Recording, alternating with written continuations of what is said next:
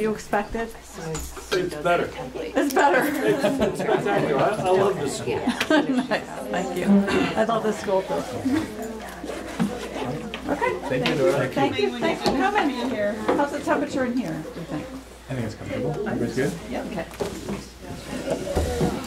So that's just an extra book for you to take back. Okay. Somehow I got it. And I don't really have two of them. A while back you left that in my office. It's a nice pen. I did copies of it. Thank you. Wow.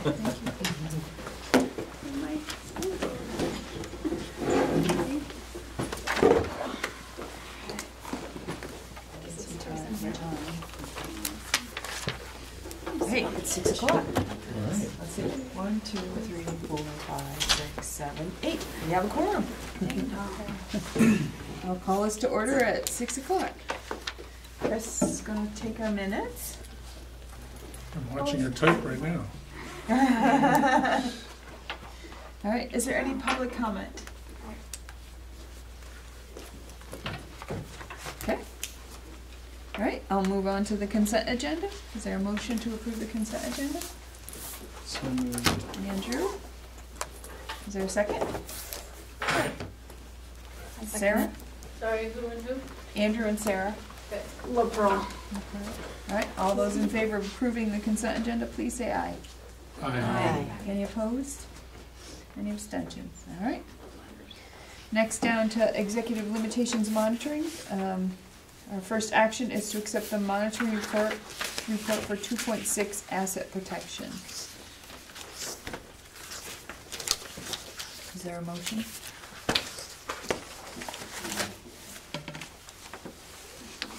I moved. All right, Andrew moves it. Is there a second? Liz? Sayer. All right. Any questions, comments? So I have my two standing comments. Appendix C, which is underneath the facilities. I can't remember exactly, but it deals with facilities. Maintenance and safety inspection reports. Right. So there's a series of reports that gives you a sense some things are being done, but there's no comprehensive list of all the activities, if you will, some sort of summary PM system, if you will. That is really the audit way to demonstrate, in my opinion, that things are under control.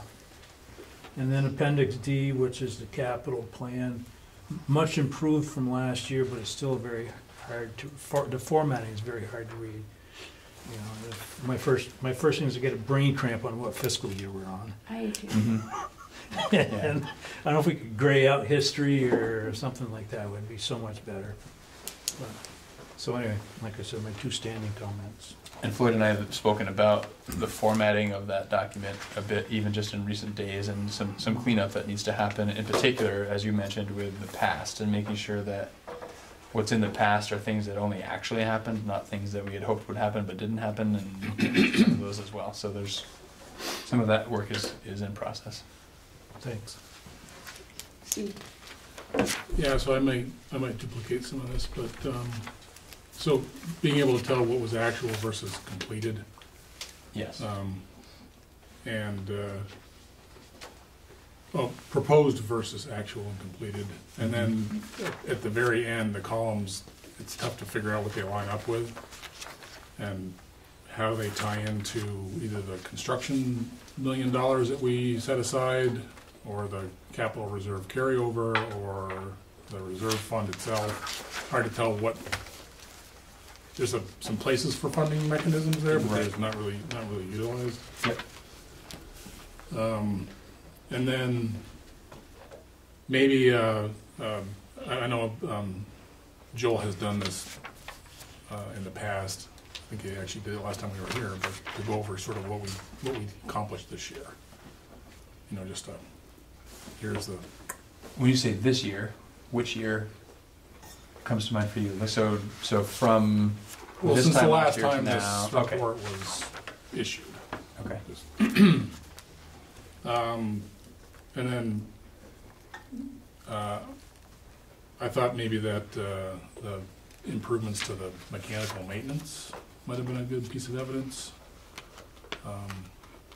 The air quality process that we went through and the whole new sort of mechanical checklist. Mm-hmm. And curious as to whether there's any other checklists like that, you know, for other topics, not just air handlers, but you know, what checklists are there for? So that routine maintenance checklist for Yeah. whatever system it might be that we're talking Right. about. And then to Kevin's point, in inspections evidence, you know, one of the pieces of evidence was actually duplicated. The health thing showed up twice. It's the same exact report. It was at the front and the back of that. Some of those are just proposals for inspections, but not actually any results of the actual inspection themselves. So that, it just seems like that evidence could be brushed up a little bit, and I concur with Kevin's comments on that as well.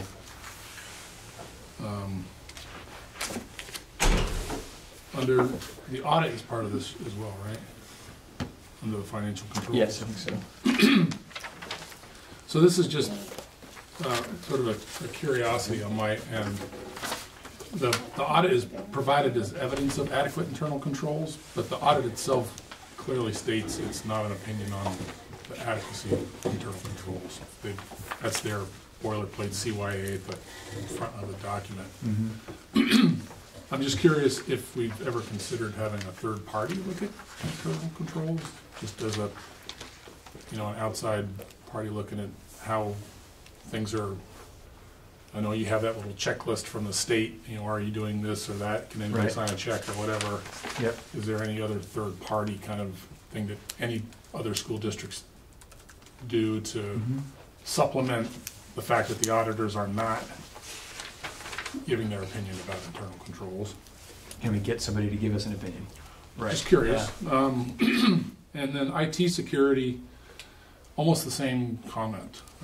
Is there any benefit to having a third-party security consultant look at how we're doing security right now and make some suggestions, especially in light of, you know, all the ransomware stuff that's going on these days? And I know we have a lot of backups that are noted in your report, but since a lot of this has to do with personnel records and health records and all of that is all computerized these days, it's just and on the credibility front, the only comment I wanted to sort of just bring up, I know just because it's come up in my conversations with folks in the interviews that we did and some of the past meetings about just how we handled last February's budget presentation and trying to improve on that credibility-wise. Yep. So, that's it.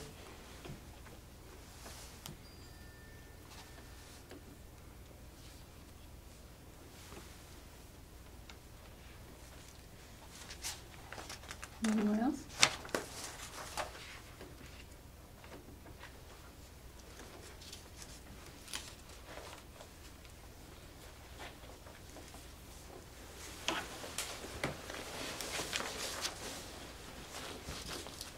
Okay, I've jotted them all down, I think.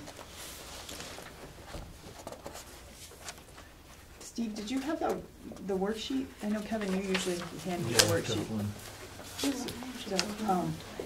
Well, I sort of stopped filling them out because I wasn't certain they were actually being used for any other purpose than my own personal reference, so I just jotted some notes down. Okay, all Cell right, phone. I'm gonna add this one. I can forward this Sure. note to you at some point. Okay, that would be great, All right. just to make sure I captured it all in the Yeah, comments. okay.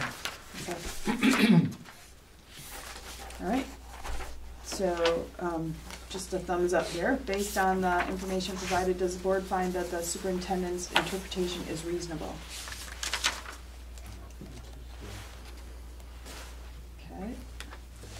All right. Does the board find that the data demonstrates accomplishment of this interpretation? Okay. All right. All those in favor of accepting the monitoring report for 2.6 asset protection, please say aye. opposed? Any abstentions? Okay.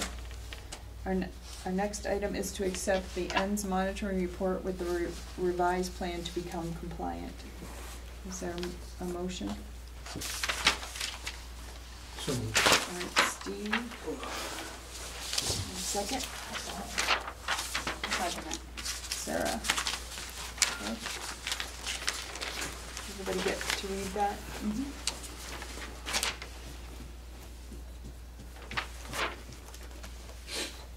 Any comments? Anything? Can you remind us, Don, because we had a lot of comments for things we wanted to see, were none of those able to be added to the ENDS report for this past year? So at the last meeting, we talked about other ways to look at student outcomes or to evaluate student support services. The comments from last month? Yes, so in those comments, are those all, where do they fit in terms of the compliance with this report? Or are they all for consideration in the next report? They are for consideration, and they're not, they're a way to share the values or to share the concerns, but the only action we did take was to ask them to write a more detailed plan for compliance. So it's Okay, more. so last meeting, we offered feedback, but none of that was under the category of how to become more compliant for this. Correct. Okay. Yeah, I think the only action we actually requested was a better explanation of the compliance path. Mhm.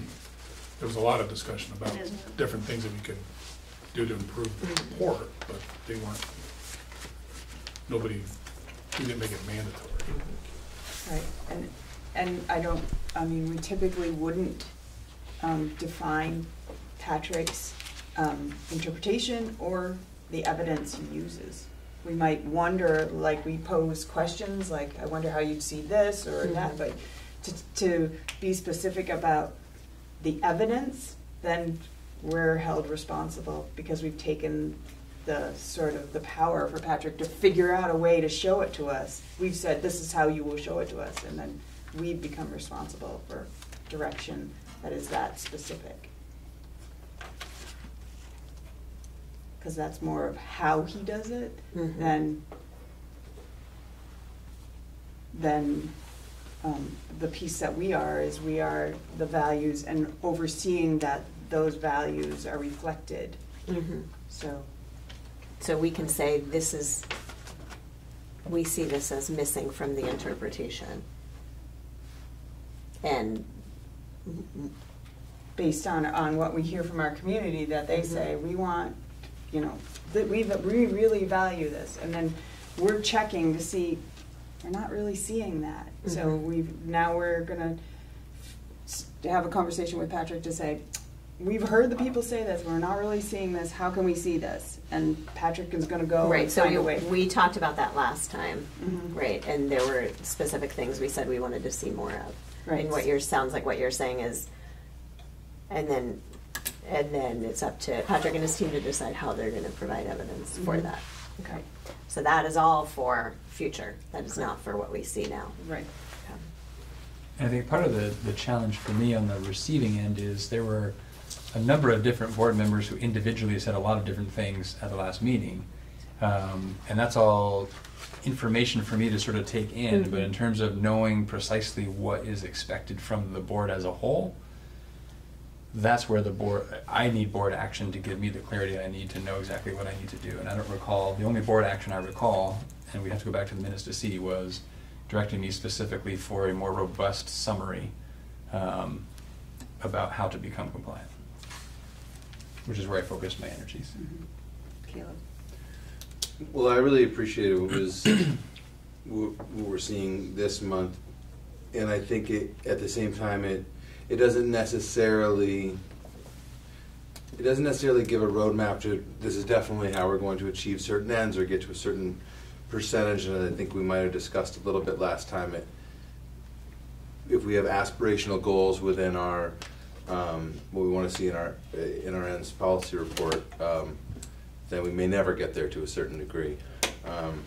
What I do appreciate about this is it does spell out a little bit more how some of the multi-tiered system of support is part of this plan for improvement in our district, and because that has been, I know just speaking personally for myself, sometimes for me, a little harder to grasp how the system of coaches and interventionists is really on the ground working in our schools. It is kind of helpful to be brought back to some of that philosophy and planning as really integral to how we're going to get there in terms of getting to a more acceptable report, you know, to a level that we all feel better about. So anyway, it wasn't exactly the response I was expecting, but it was also nice to see that laid out a little bit, because I felt like I hadn't necessarily seen that before in one place, in that kind of narrative form from you. So that was helpful for sure. Steve? Yeah, I guess I would say the same thing. I think we've actually heard you give that summary verbally before, but for everybody in the record and the public to understand that history, I think is a good step. And that I was hoping, does this get shared out to all the staff, and could we share it out to everybody on our community engagement email list? Because I feel like it does answer some questions that are out there. And is this something that we can share out that way after it's been approved? And this was, so in working with the community engagement committee, I drafted a 3-page one-pager that sort of laid this all out after some of the feedback from some of the town-wide conversations. And so I pulled a lot of that language from that work to create this summary, because I felt like they really spoke to the same thing. And that 3-pager was in the booklet that was distributed for November 5th, and it was in multiple locations in addition to being handed out that night, and was again in the publication that was distributed for November 20th, which I think currently sits in lots of different places, town offices and whatnot. So it's out there to some extent, and we could certainly talk about distributing it further if we wanted to do that. Well, and if we accept this version of the report, I mean, that's kind of why this amendment is here, so that we can accept it, and then that will be in our minutes as the accepted version of the report. So certainly be public for anyone who's looking to see it. Right. Certainly from my perspective, the more people that get eyes on that 3-page document, the better. Okay, any other questions, comments? All right, all those in favor of accepting the ends monitoring report with the revised plan to become compliant, please say aye. Aye. Any opposed? Any abstentions? Okay. Next is the update, the financial report. Any questions? Thanks for doing the summary. That was good.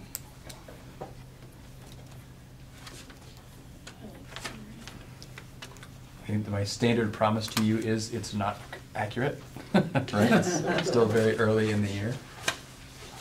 Well, at least we know what you know.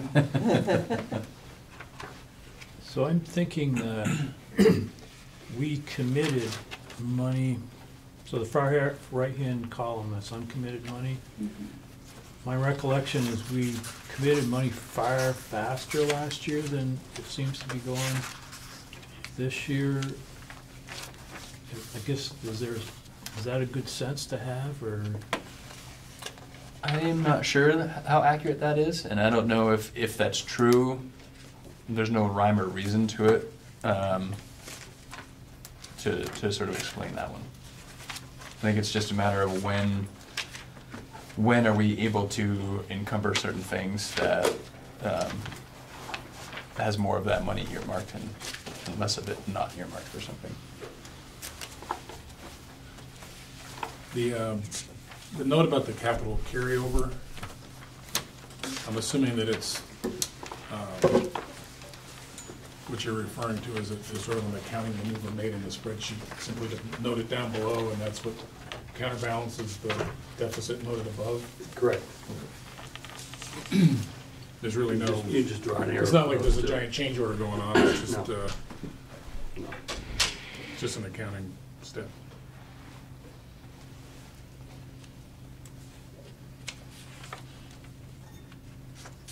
How's food service doing? I mean, I have a little trouble figuring out whether food service is on its way up or down, or is it in about the same condition About as the last same year? condition as last year. Yeah.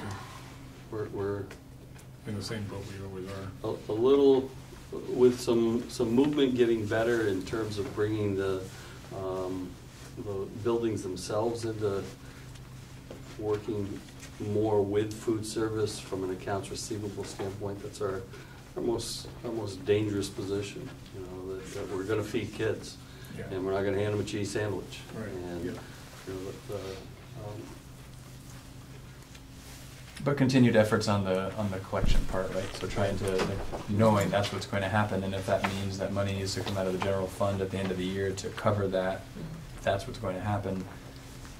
But working on efforts to collect in places that seem reasonable to be able to collect. And beyond that, with the ELP program, with the scholarship structure in there, we have a designated person that works with families for scholarships, and we're looking to cross that bridge so that when they're working scholarships for ELP, we're looking to ensure that they have requested free and reduced, and that we're not missing that opportunity to better serve that family. Which currently addresses elementary issues, not necessarily the secondary issues, which is probably where we're even more underrepresented in terms of people filling out the paperwork and receiving the eligibility. Right. And that's not unique to Mount Abe, that's common across the country probably. Yeah.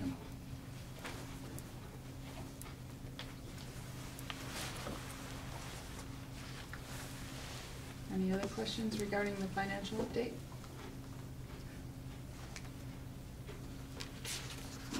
Okay, we'll move down to update on budget development. So I put together a brief presentation to just kind of bring you up to speed with what we know right now. It's still pretty high level, just because in order to really start dialing in a little more precisely, we need an equalized pupil count from the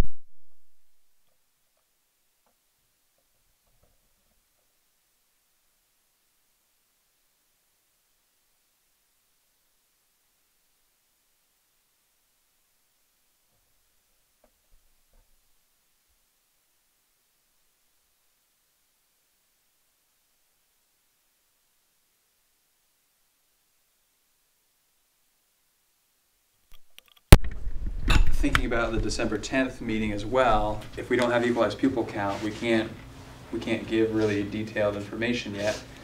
Because from my perspective, like, we're estimating conservatively right now with the equalized pupil count. And if that comes in more favorably, I wouldn't want to notify lots of people their job may be impacted, and then a week or two later, because we get the equalized pupil count from the state, go back and say, oh, just kidding, you know, and put people through that turmoil unnecessarily is something I'm trying to avoid. What did Virgins just do? They just found they only had half of the problem they thought they had. I forget what the reason for that was. $1 million. Yeah, it dropped by like $500,000 because they figured something out they should have figured out before or something. I'm trying to recall what that was. Yeah. I was just talking with their superintendent. I was just wondering. I think it was sort of like we've been taking, so as they've been making lots of projections about financials, Yeah. they're projecting conservatively, and as they get tidbits of information, that projection gets more and more accurate, and most often gets more and more favorable because of the conservative projections. And the gist of it that I got is that's what they were experiencing. But obviously, That's what I recall too. I just can't remember exactly what the topic was that they were. Nancy, do you have a budget question? I have a question about equalized pupils. I understand that there's a study being done that was due out this month about whether the weighting in the equalized pupil formula December. Exactly, and, oh, so it's coming out in December, and what I'm wondering is whether, are we expecting that it's possible that the legislature might move on what they learned from that and change the equalized pupil weightings? This came up briefly the other day when we were talking. My understanding is it won't change for FY21 because we're in that process now, but any change in the weighting would begin for building FY22. The other thing that's pretty clear is there will be winners and losers in that weighting. And it's hard to know if we're going to be a winner or a loser depending on what happens there. Right. Is it the legislature that decides what to do with that study? Yep. Go get him, Kim. Who want to be on the winning team? A lot of people. Right. Jump ship if we're not. Yeah.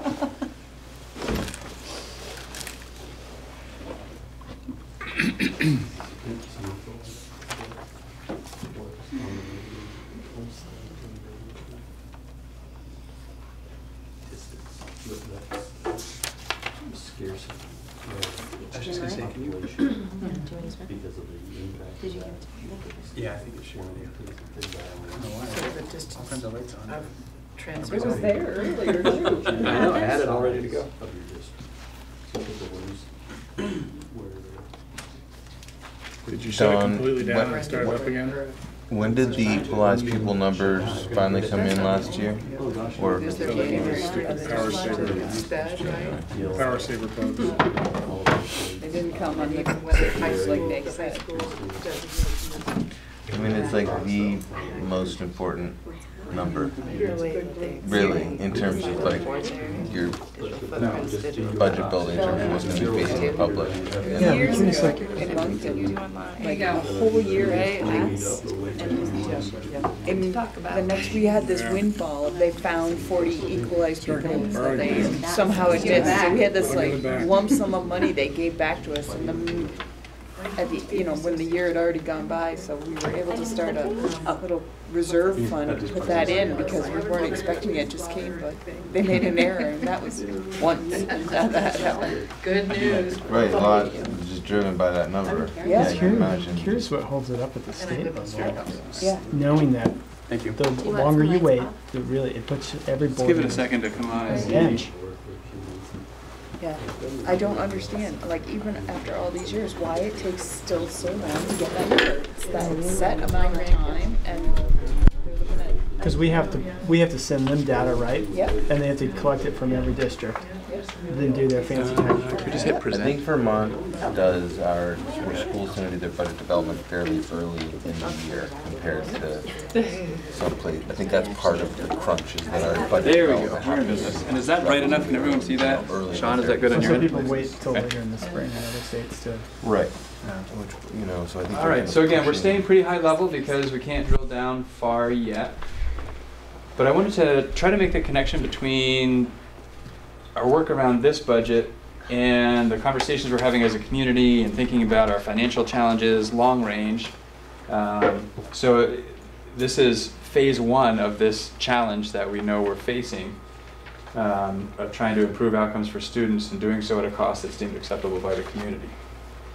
I also wanted to sort of bring back to the fore the community values that have been identified through these conversations over the past couple of months.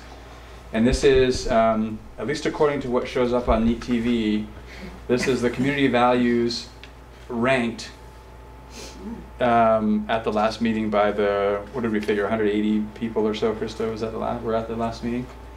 So these are the community values that have surfaced in rank order from the past couple of months of community engagement.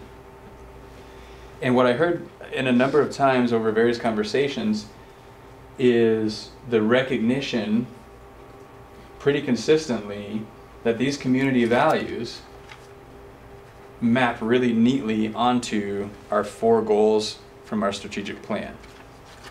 And there was absolutely a sigh of relief on my part that that worked that way, because we're pretty committed to the work that we've done to create the strategic plan. So it was great to see that overlap, and it sort of reinforces the kind of outreach that we try to include in building the strategic plan. So it makes sense that it maps over, and I'm happy that it did. So when I think about that, and I think about the target that the board set, which was essentially use the conservative estimate for equalized pupil, don't exceed that spending threshold. At first, we were thinking this was 710,000. That then recently ballooned to 850 because we were expecting, if you recall, we talked this summer, I forget if it was the June meeting or at a retreat, about what was previously eligible special education funding that was going to become ineligible, and that cost to our district was going to be $350,000. We had mitigated most of that. What was unmitigated yet was the 140 that I think I had mentioned, and you saw in an earlier version of this. Recently, it was determined that so that was all put on hold, and we were told that was put on hold for 1 year, but that in the following budget you needed to account for these ineligible special education costs. So we didn't have to bear the $350,000 hit in our budget that was already built and approved, but we were told plan on it for the next budget. And then very recently, that was put on hold indefinitely, so we don't have to account for that in the next budget. So that was the other 140. So that's good news. So that's 140,000 in good news, give or take. Additionally, we were projecting a cost per equalized pupil that was a little more conservative that new estimates are now showing. So we got word that the new estimate to kind of plan on has cost per equalized pupil going up by $24 more than we had thought it was going to be allowed to go up. So in terms of the target of not exceeding the spending threshold, that gave us a little bit of breathing room too. So more or less, this 677 is compared to the 710 you saw originally, because the 140 showed up and then went away. And that's now the new target. So that's good news for us. And so... Is this different than what was linked in... Yep. This is different as in 30 minutes before this meeting started. And that's how this works, right? This will not be the last time that I'm changing the numbers right before coming to the board meeting, because we're getting new information. That's just, it's very much an iterative process. We'll get a little piece of something, and I feel like my job is to try to give you the most up-to-date information I can when we have these meetings, even if that means it's different than what I shared with you yesterday. And so now our number is 677, and what do we do with that? Where do we go from here? And so as you saw in that 3-page document that was both shared at November 5th and November 20th, but also was really the bulk of what was in the summary in the ends monitoring report, we have to continue to focus on our multi-tiered system of supports and really thinking about making sure we get all the support we can in that core instruction. Everything else flows from that, right? If we get to a place where our core instruction is meeting the needs of the students that it is capable of meeting and is expected to meet, what that does to enable our system of supports for students that need more than core instruction is pretty significant. So the whole idea all along with this process of building the system has been, let's not put more emphasis on putting people into positions in our support structure for kids. Let's try to create a system that has fewer kids that need support beyond the classroom instruction. And so that's where that emphasis on core instruction fits into our multi-tiered system of support. That is the first tier of the multi-tiered system.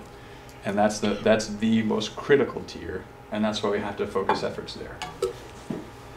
And then, as we saw with the relationship between the community values and the strategic plan, we need to make sure as we're doing this multi-tiered system of support work that we're infusing that work with the work that's laid out in the strategic plan. And that's really the work that's underway. So these last 2 days, we had a district-developed, district-administered 2 days of professional development directly related to the work of the strategic plan, led by coordinators, coaches, classroom teachers, school psychologists, all kinds of people. We had one outside consultant, just one. For Responsive classroom. responsive classroom, right?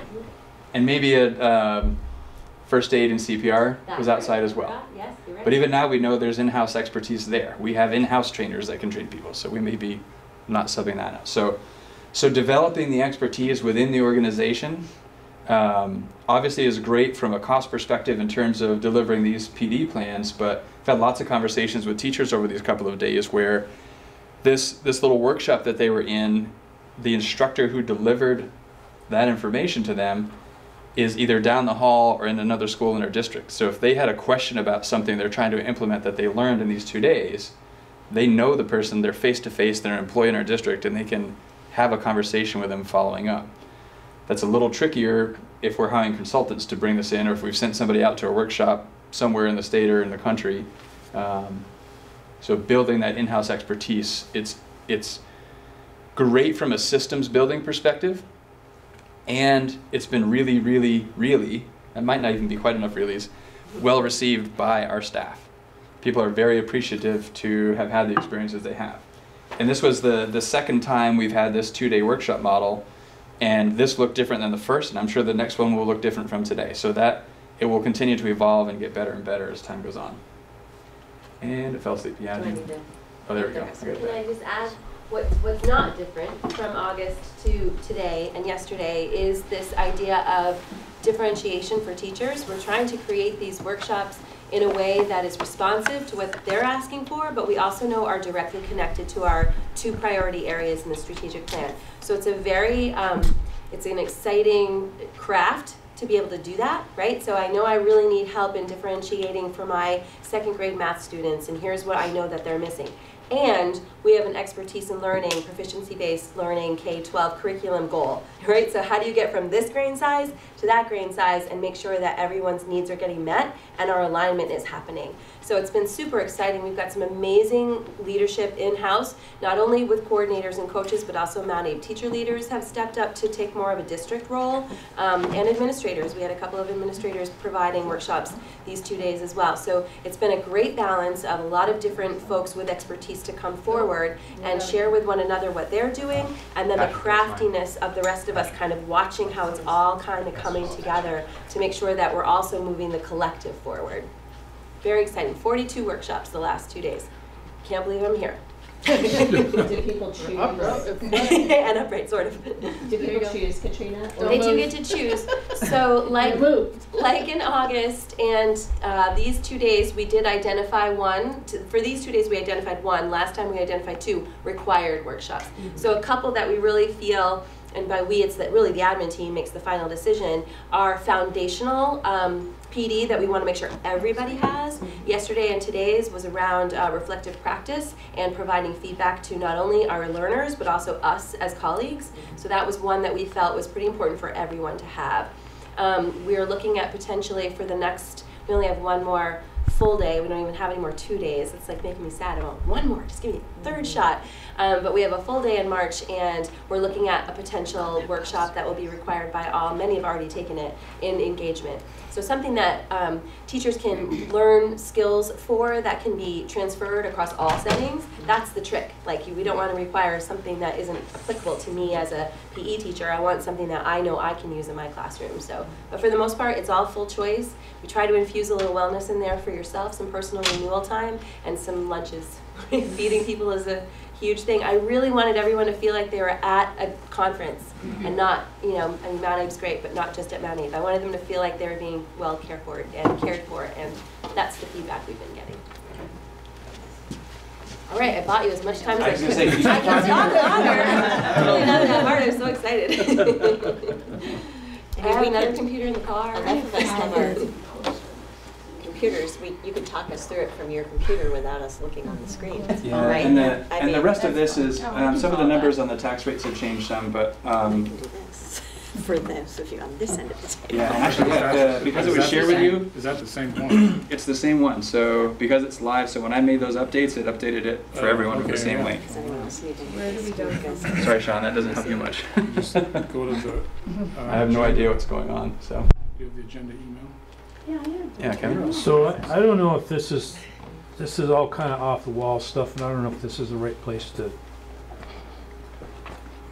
bring it up for discussion or think about, or maybe it's just like we don't think about it. But at the November 20th meeting, there was an outline of responsibilities, and one of the bullets underneath the school board was determining what classes would be in what schools, which I thought was kind of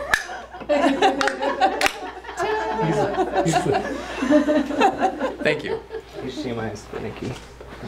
which I thought was kind of interesting. If you as the administration is going to strategize how you're going to effectively use all the facilities in a cost-effective manner, why the board would have to make that decision as part of external almost to the budget process. And then to follow on with that a little bit more is, there's been a little bit of banter about school choice, if you will, with the elementary schools, and as capacity allows, and even taking that a little bit further is start looking at instead of town boundaries, geographical boundaries that would be physical limitations to what makes sense for kids to go where. I mean, South Starkborough is a perfect example. Does it make sense to truck kids to here, or does it make sense for them to go to Bristol, that type of thing? So I guess with all that in spinning around, as we anticipate a shortfall, do we consider, is any of that being considered, or is it not such a tight squeeze at this point that these things aren't worth thinking about because of potential volatility? For next year, I don't think that level of change is required to be able to meet the target. I don't know about the following year or the year after that, and some of a couple of years out will depend on what happens in our community conversations and any decisions that happen at the community level.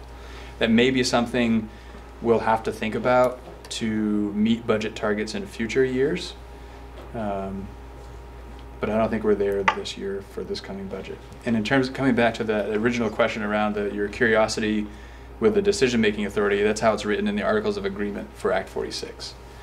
That we operate a pre-K through 12 district, and so for that to change, that would require a vote of the electorate. So to not operate a high school, the electorate has to say we're not going to operate a high school. But in terms of determining configurations within the buildings that we have, that authority lives with the board. Okay. And even the geographical boundaries, I think, could change. So, or opening up school choice, which is related to the geographical boundaries conversation. Where students attend the schools this district operates is within control of the board. I suspect you'd be looking to me and perhaps the community for input on what makes sense to do there, but ultimately that decision isn't my authority, nor is it the district's or the community's authority. That's board authority. I mean, my first comment when I saw that Wednesday night was, how do you integrate that with the board's thought processes and yours? Yeah. Very carefully. On it. Coming. All right.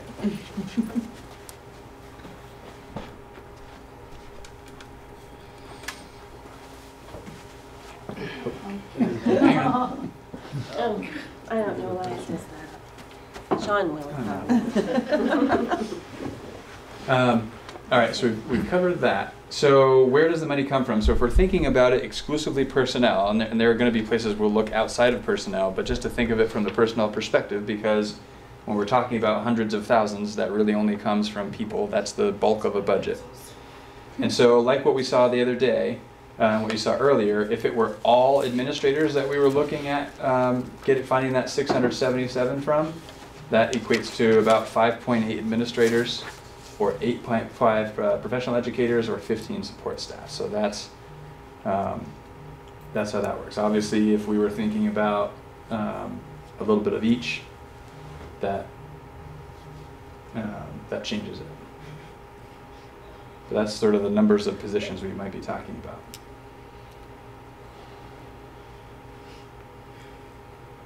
I think it's always good to sort of see the relationship between enrollment and building budgets, because there's such a linkage between the two. And this isn't new information, this is just really parsing out the MAUSD figures from a portion of some of the presentations you've seen. But you can see we're coming off our lowest ever, and we're projecting even lower in the future. So that decline in enrollment we're going to see play out in declining ULS pupils, obviously depending somewhat on the weighting study and how that might change, which will impact what we can spend. But we're thinking it's going to be actually fairly steady for the next 3 years. Well, yeah, dropping another 45 students or so, and I'm not projecting past FY24 right now. No, So- I'm just saying 20. Oh, for the next few years you're seeing. just 20, 21, 22. Yeah, so a slight dip in 21, then back up a little bit in 22, and then we'll see a little bit of a drop in 23. And again, each year out that we're looking, the less reliable this information becomes, and this is taking a pretty simplistic look at enrollment, simply looking at a 3-year average of incoming kindergarten sizes, and looking at maintaining that average, and what are we going to be exiting for seniors, and so what's the discrepancy in that. There are multiple different ways that we can look at enrollment projections with different levels of sophistication, and they're all subject to lots and lots and lots of variables, and it's hard to try and control for all of those variables.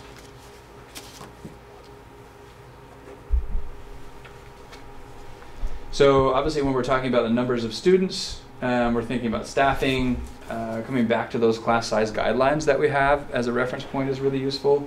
And this is drawn pretty closely from the Education Quality Standards, which is a series of rules that are used to help sort of follow statute. So this is what the class size guidelines are showing. Can I just ask a question? Sure. Because this came up at a couple of different community meetings. When you have a class that, a single or maybe a few classes that are quite a bit above the maximum average, what do we do as a district to support those classes, knowing that they are, you know, because of happenstance of that particular cohort, Right. they're way above the average? So part of what we tried to do, so as we did this work a couple of years ago, when we knew we had to make a lot of staffing reductions to hit the tricky budget target, as an admin team, we talked about, so at what point do we feel like we really have to have a second adult? Like at what point, in particular in the younger grades, thinking about K or K1, at what point are there enough kids at that age that we have to make sure there's a second adult in there just to help kind of support that classroom? And we landed on 16. So classes that had 16 or more students in them in this K or K1, we were going to assign a second adult, a support staff member, to those classrooms to support that, because those class sizes were big enough that it warranted that. So if a K class has 21 or 22, that's above the maximum average that we're looking for, you know, that when you compare it, when you bring in all the other K classes, the average for the district may fall under, but that particular class has more. We want to make sure that there's a second adult in there to help support that. Can I ask a follow-up? Do we have the flexibility in our system of staffing right now to be able to do that easily? Or are we stretched to find that person to fill in there? So I'd say nothing happens easily from my experience. We have been able to make sure that that's the case. If, to my knowledge, every classroom at the K level or K1 that has 16 or more students has a second adult in that classroom dedicated to support that classroom. So we've made that a priority, and we do what we need to in other places to make sure that priority is met.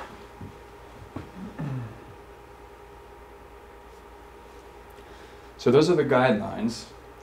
And then pulling, you'll see on the next slide, I pull this optimal average range over here for comparison as we look at what are our actual class size averages. And you can see, so we didn't have the figures for this year. We had it just all K2 or a K6 in total, but we have been able to break it down recently.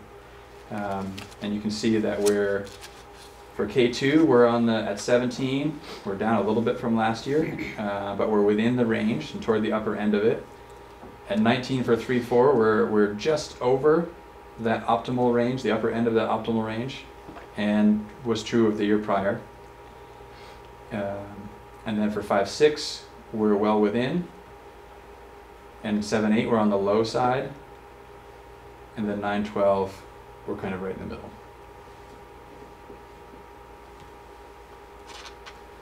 So as we think about staffing and we think about things like these seem like places we may be able to look.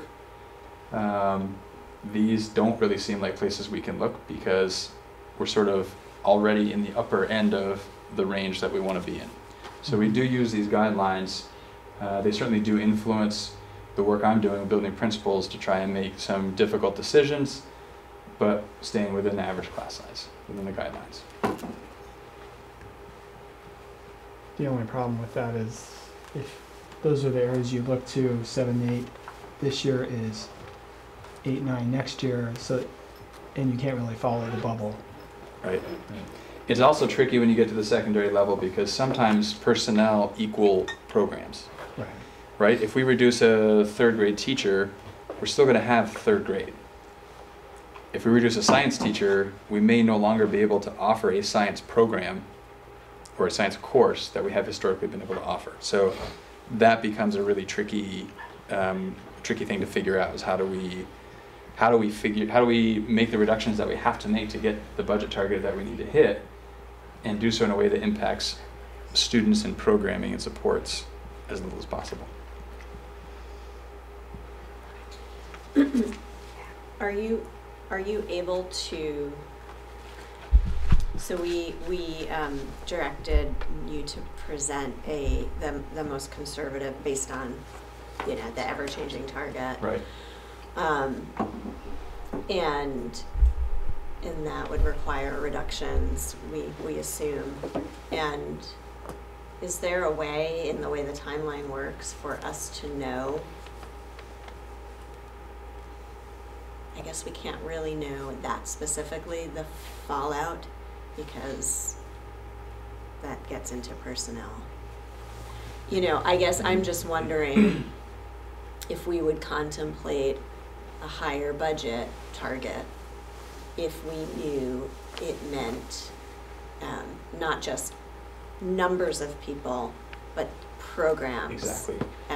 So that's or, my plan. You know, like as specific as you can share, because I just wonder when the community has a better idea of what actually it might look like on the ground, what their capacity would be for a slightly higher tax rate. And we might be able to be freed up to be a little less conservative. Exactly. And so where we are, I could do that now with the information we have in these conservative estimates. The challenge with that, in the absence of having at least a preliminary equalized pupil figure from the state, is if we don't know, we're going to plan sort of conservatively and safely. And so what I would be sharing with you as potential impact on programming and personnel and kids will look a lot different, because it's going to be a scarier number because we're being conservative. Rather than put the community, you as a board, myself, staff, everyone through the ringer based on really conservative estimates right now, I think it's better for everyone to wait a couple of weeks, get the preliminary equalized pupil figure, and then from that drill down into a place where I can tell the board what's the impact on programming in doing this, what's the impact on kids in meeting this budget target. That gives me then, my goal is always to make sure that when I'm talking with the board, we're a small enough organization, if I'm talking with you about programmatic impacts in science at the high school, people can connect the dots pretty easily to figure out which personnel specifically are impacted by what we're talking about, even though we don't use a name. So I always anticipate, this is what I'm going to share with the board, these are the dots that someone might be able to connect. I think it's critically important that a staff member hears it from their immediate supervisor in person if their job may be in jeopardy, and people may connect those dots at a board meeting, at a public meeting. I don't want them to find out about it by watching the TV. So those are all the actions that happen behind the scenes ahead of a conversation at this board table about program cuts and things like that. So you wouldn't be talking about a level of detail here that implicates someone that doesn't already know they might be implicated. And that's really simply waiting for the equalized pupil figure to get to that. right now at this high level conversation with these conservative estimates, starting to think about what that might be. And then if we get potentially some good news from the state, which happens from time to time, we saw some of it tonight, then it's easier to sort of dial back those plans and actually enact that once we get those figures. So that's just sort of the unfortunate, and what's unfortunate for me is my goal has always been earlier on in this process to give the board that kind of detail, and I'm always bumping up against the reality of not having the equalized pupil figure that is so critical to doing so. And especially in difficult budget times, trying to be super sensitive to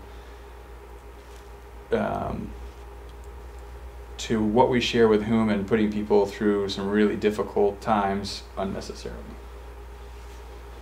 And that's what I fear would happen if we jumped into that now.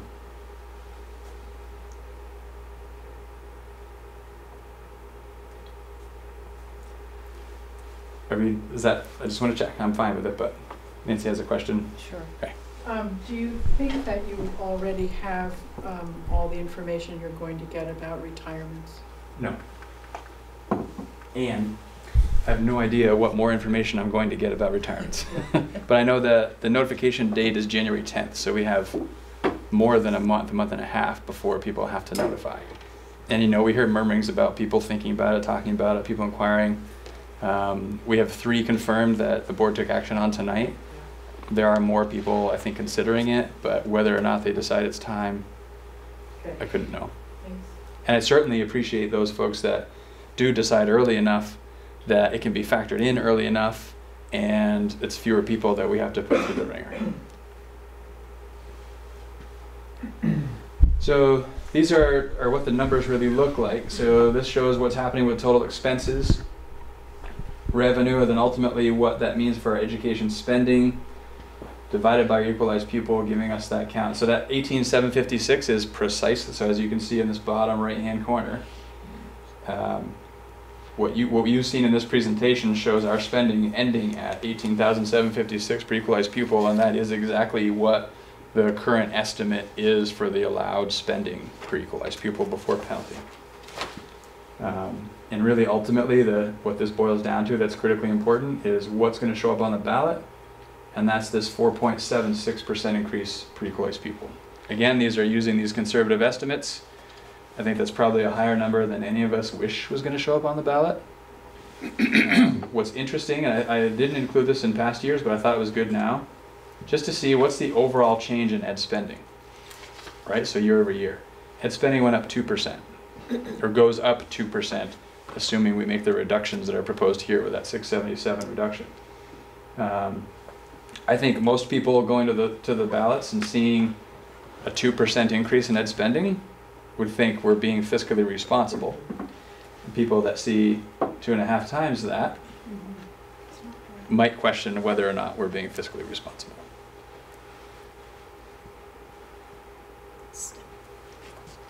Still nothing compared to healthcare increases. And right. Well, and I think Floyd calculated our total increase in healthcare is something around 400,000, maybe north of 400,000. Yeah, and that's the budget. So that's huge. Yeah. But that's not finalized yet, right? It's not finalized, I don't think, but usually those numbers don't change a lot from when they give us those. 12.9% increase. It's just a matter of how it all sugars out with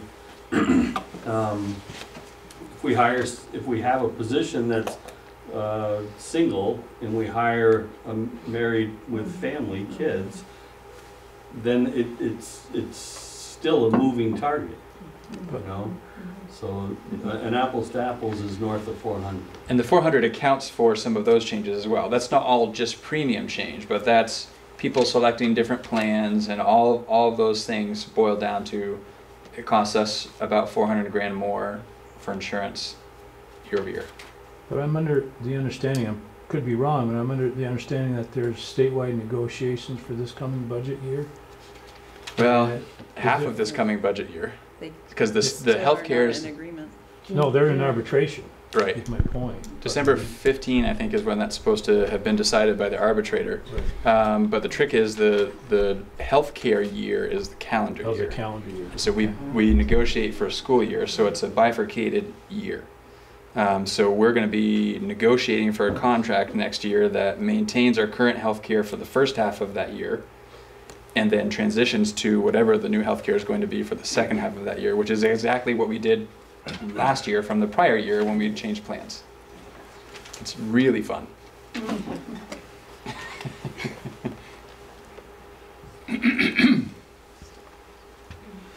So then the question becomes, so what happens to tax rates if this is our spending, and this is really getting to the nitty-gritty and what's happening in people's sort of checkbooks. So this is a similar slide. We are at a place where we have the same education tax rate. It's great that we get 4 cents knocked off of that because of Act 46. It's also a challenge because we used to get 6 cents knocked off. So in a way, it's 2 more cents than we've been paying in the past. This is the last year of this too? Next year we'll get 2 cents off, and then it's done. So districts that jumped on the early bandwagon with Act 46 got 10-8-6-4-2, and then they were done.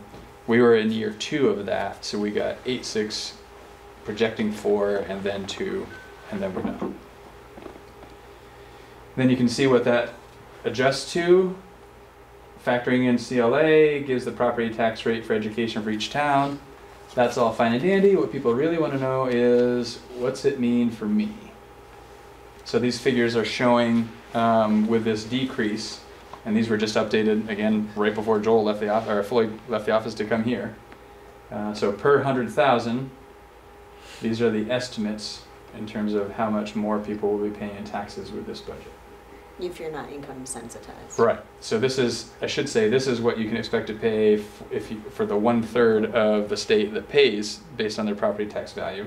And the other 2/3, there are 7 levels of different income sensitivity. So it becomes super, super, super complicated to show something simple to people about how this will impact them if they're paying based on income rather than based on property value. So though it's not true for 2/3 of the people, this is the way that people can wrap their head around what's the impact on taxes if this budget were to pass. And important to note, this is projected.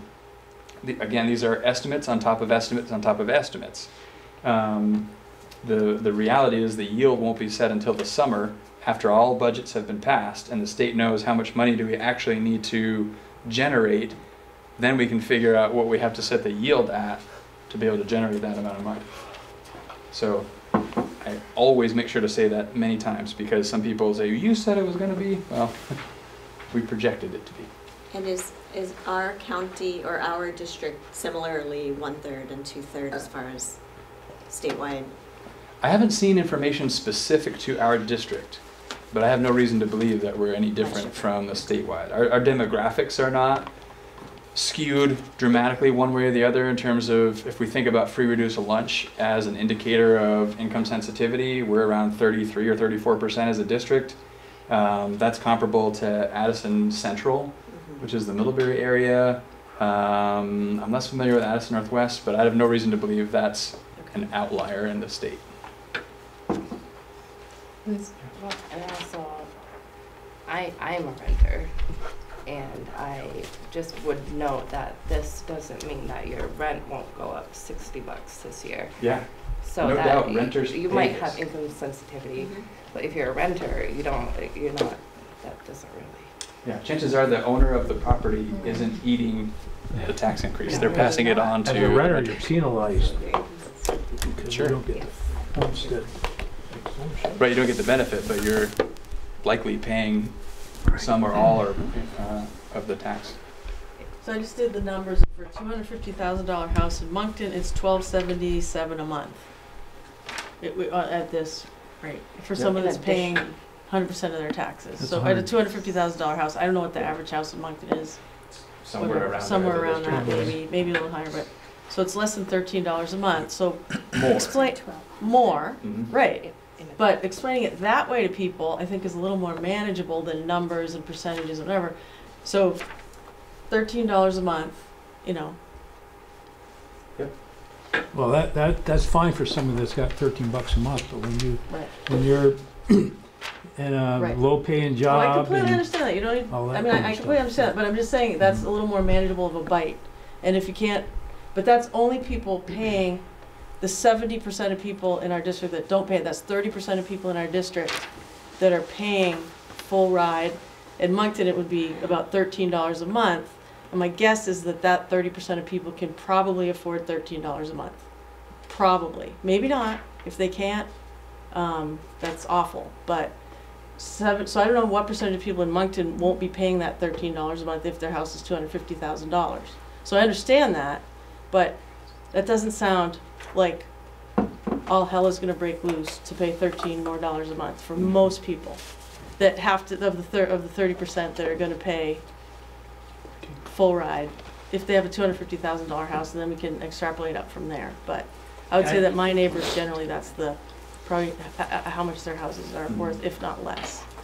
So I'm just saying that, and I completely understand what you're saying, but it's not like we're saying $100 a month or $50 a month, you know, that kind of thing.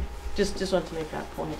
And I think it stands to reason. I'm not certain of this, but the way I sort of make sense of it, 1/3 of Vermonters pay their full property value, pay taxes based on their full property value. 2/3 pay based on income, and when taxes go up, I believe it's true. Those who pay based on income, they're still seeing an increase. It may not be the same increase as those that are paying based on their full property value, but it hits everyone. It just hits everyone a little differently, and it's differently depending on the value of your home, or it's different depending on which of those 7 or 12 or however many tiers of income sensitivity exist, which one of those you fall in. But I think it's true that basically everybody pays more when taxes go up. It's just how much more might be different person to person. Which comes to the fixed income people, et cetera. It's important to note that the income sensitivity is cliff driven. Meaning if you're at $800 or $89,000 income, your taxes on I'm going from memory on what I saw earlier today, let's say a $400,000 home, your taxes at $89,000 would be adjusted to $2,300 maximum. At $90,000, it's adjusted to $5,200 maximum. So a $1,000 increase in your income in that band is a $3,000 increase to your taxes, right, based on income sensitivity. So it's not a linear drop. It's cliffs. Wow. Oh, that was wise. Yeah. So pay attention to your incomes when you're doing taxes. It might be good to defer something out. Pulling a little over your numbers. Yeah. So that's the level of information I have for you tonight. I'm crossing my fingers that even with a few days notice with the equalized pupil ahead of the December 10th that I can have something more on December 10th. I don't see a way. I know there was interest from this board to have the more detailed information ahead of the detailed information being shared broadly with the community. That's something that I would want to know if that is still true, because I may have more information for December 10th that you wouldn't have had an opportunity to see yet, that I would be withholding from the December 10th meeting until an opportunity to share it with you. Or everybody can see it for the first time altogether on December 10th if I have the information I need to dig a little deeper and get more specific. So I just would like to know from you all what your desire would be for that December 10th meeting. But if it's a presentation like this, we could be sent ahead of time, a day ahead of time or something? No. Well, As much ahead of time as I can is the best I can give you, because I don't know, I may get information that day that changes the presentation. So just because that December 10th is right in the window of when we might get equalized pupil, and that is, of all the figures, that's the figure, right? Equalized pupil count, because that drives everything. But you're saying you think it's going to show up on the 15th now, right? Between the 1st and the 15th. Between the 1st and the 15th, the direction I got today from Brad James at the Agency of Education is we're leaning closer to the 15th than the 1st. So it might be that the 10th is this same presentation because that's the information we have. And if we get, like we got the slight change in the allowed spending for equalized pupil, we may get some other little nuggets like that that are not equalized pupil, and we can adjust accordingly to that. That's probably less of a concern, but. I think that I mean, you can only do it what you can do, and I think as it relates to the presentation, that makes sense, that you'll work with the most current information you have on the 10th. I do think that as we get closer to the real budget development, where last year there was it got rejected, I don't remember the exact details, but basically, yeah, right, we did not have our motion of our budget pass at our annual budget meeting, and so I do think it's important to just acknowledge that complaint there was that there wasn't any place to go to see something other than an overview and a presentation. And I think it's important that we get something as detailed as we can out there, knowing that we're probably not going to go over it at a public meeting because it's just way too in the weeds, but also knowing that there are members of our community that, confusing as it may be, would like free reign at that. And so I would love to see us with a plan to host that document, confounding as it may be, someplace publicly. I'd like to be responsive to that concern. We've had some actually, I don't know how many conversations about that over the course of this year, and bringing Floyd up to speed on those events because he wasn't in his position at that time. And we've talked some through the community engagement work as well about that. So that's definitely something that's on our minds, and trying to really look at what is the right level of detail, because there are a lot of different options on the amount of detail that can be provided, and what's useful, what's confusing. Right. The challenge being, how do we, whatever level of detail, how do we make it an apples to apples comparison? Because otherwise I feel like that's misleading people. And with a change in account code structures and things, it's no small feat to make something apples to apples. Right. No, I remember looking at it. It was always really hard to know apples to apples. Sorry, Kristen. I think. No, it's Sarah. I totally agree with Caleb and think that you should present whatever you have the information about at that time, and that I think transparency builds a lot of trust, and I think we need to have that when we're going to be making some good or hard decisions. And I also agree that I really want to make sure that there is at least a cohort of the board that understands the budget this year, and I don't know where is the place to put that in or to ask for that, but I think it's really important that a lot of us, or enough of us, have had our eyes on every single spot and are fluent in it, and then that will help with the cause as well. And I also agree that both ends of that document should be somehow available and with some language attached to it. Or can you say both ends of that document? Like the short version, the summarized version, and then the in-depth version of the budget, just because I think it adds to the transparency. But thanks. Kristen?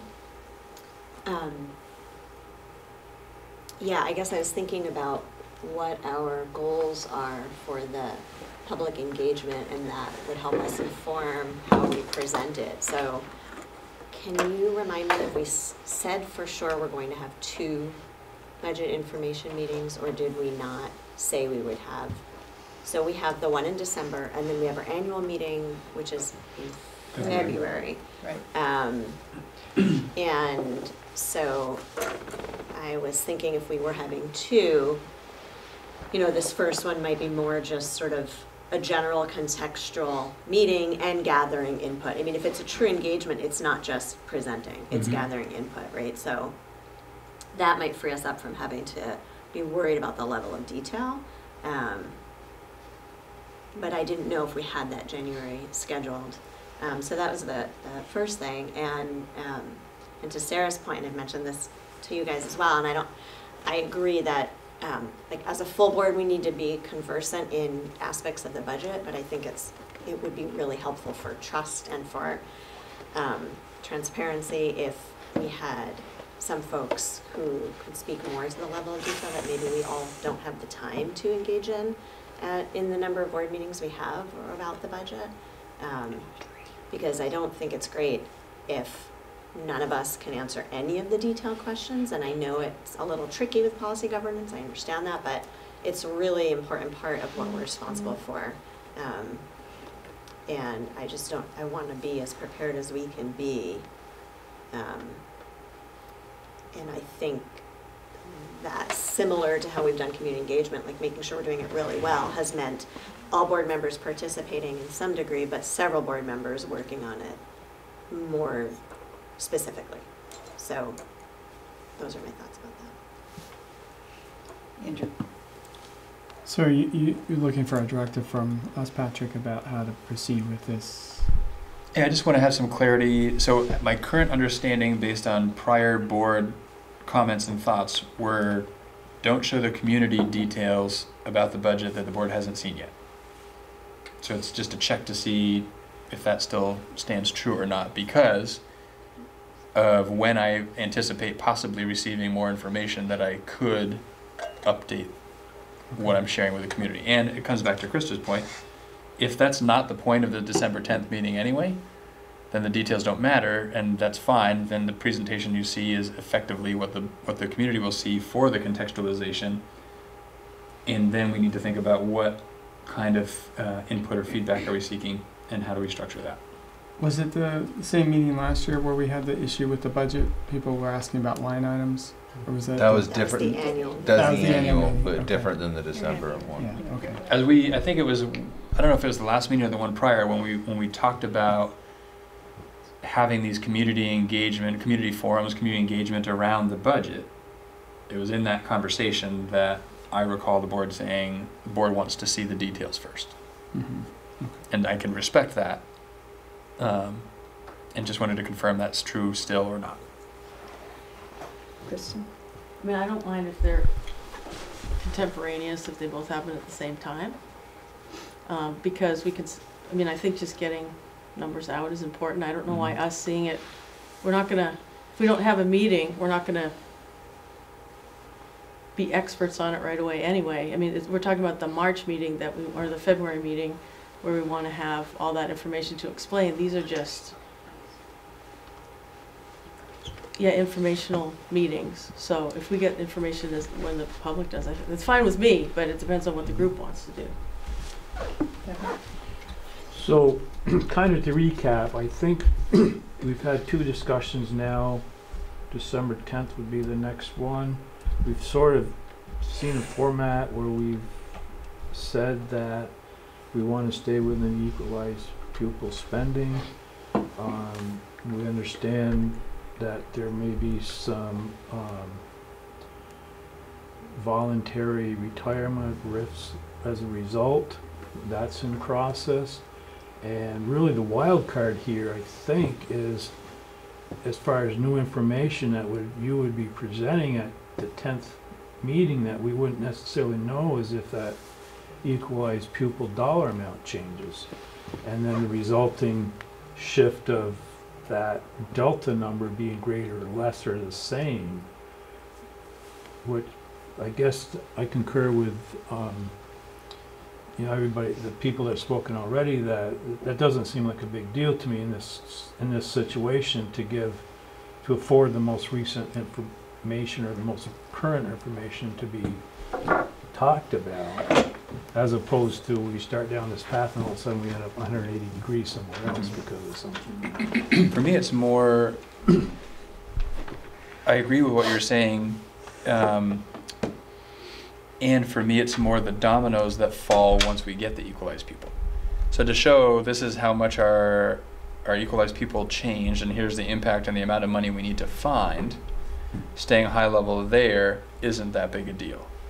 But what that equalized pupil figure will give me is the information I need to then start looking at. So what then really are the reductions we're anticipating? What are the programmatic impacts? What does this mean for kids?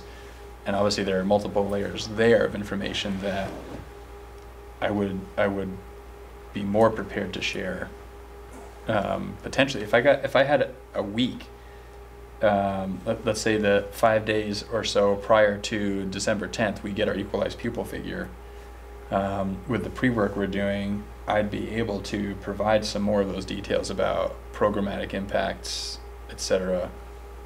I don't know if that level of detail is acceptable to see for the first time together with the community on December 10th or not. So Steve, and then I'll go. Well, I was curious, what would be helpful as feedback from the board, aside from just knowing the timing of the information. I mean, the one slide up there to me that we might weigh in on is the educators versus support staff versus administrators. That seems to be really the working slide in terms of how you're going to get to point B. Is it helpful to have people's opinions about which end of that spectrum we want focus to be put on, or is it really more of a means thing at this point? I guess I would say, with all due respect, no, that's not helpful. Just because of the depth of knowledge you have to have of the system to know the impact of any one of those positions. And you're just not in a position, it's not what you do all day, every day, to know what that would mean. That's my job, to help you know what it would mean.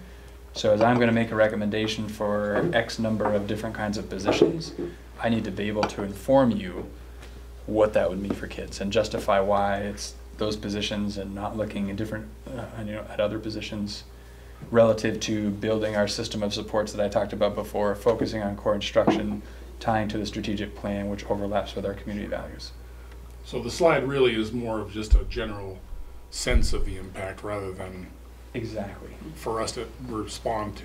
Yeah, to just give you an idea of the numbers of positions we might be talking about. And then my second comment was, are we at the point now with a couple of budgets where we can do kind of a year-to-year comparison with cost codes and stuff? Or is it still We could do that for 2 years without lots of work, because we have the same account code structures for last year and this year. The year prior to last was a different account code structure, and a couple of years prior to that was maybe even different. And then there were questions that surfaced in the community engagement about why can't we see spending over decades like we saw enrollment over decades. Now we're factoring in different account code structures, different systems that we no longer have access to. It's kind of a mess in terms of the retro data on spending. Right, but if somebody wanted to look at last year's spending levels for erasers, crying out loud, yeah, and see what we're spending on them this year. Yep. Last year to this year, as whatever help that would make to those people and how comfortable they would feel with the budget, they could actually look at that. We are in much better position to give a year-over-year apples-to-apples comparison in building this budget than we were building last year's budget, or this year's budget, I guess, the one we're on. Caleb? I think that I'm totally fine with, if you get the equalized pupil number on December 9th, give us this slideshow again with the new numbers plugged in, so we know that 677 is changing, we know the tax rates are changing. Like that would, I don't think that it doesn't seem likely to me that, as Steve was saying, that the how we get there from that slide is going to be something you'd know, or that it would probably be beneficial to share just while we've never seen it. So I do think that and there's the cost codes piece where you could kind of say, it reminds me a little bit of like if you're on like the GMP site. I don't know if anybody ever looks at their data. You can see how much you use in a year, and then you can click it and see what you use in a month, and then day by day, and then hour by hour, and then minute by minute. And if you keep clicking it, you can keep looking inside that data. And we need something a little bit like that, where we've got this presentation, and then the code structure, that's all the way down. Nobody wants to see that. We need something in between, and maybe that's where our board needs to do our work, is to be able to say, it may be really hard to compare those code structures, but it's not that hard to compare who's all the staff from this year in the building and the FTE associated with them, and make a spreadsheet of that, and then say, how's that change next year with this new budget? Because people don't care about erasers, but they really care about the people in the building and the FTE associated with certain programs. And so maybe there's and I'm not saying that's not work I'm trying to task your office with exactly, but I do think it's sort of what I kind of heard there was a real appetite for is because it's really, the code structure is too complicated, this is too high level, you know. Anyway, I wonder if it's something with our community engagement that there's a role to fill there. It's the Goldilocks effect, right? Mm-hmm. Kristen, I just had a question. So the code structure, and this is for Floyd, I guess, is that some of that is driven by state and federal guidelines, mandates, things like that. Is some of it? So it's being driven by the state. They're looking to get consistent coding so that they can drill down and use the data. In previous years, we didn't have the same codes, so to try and take $30 million and bring them all into a line with where we are now, we're not going to get that level of accuracy. It's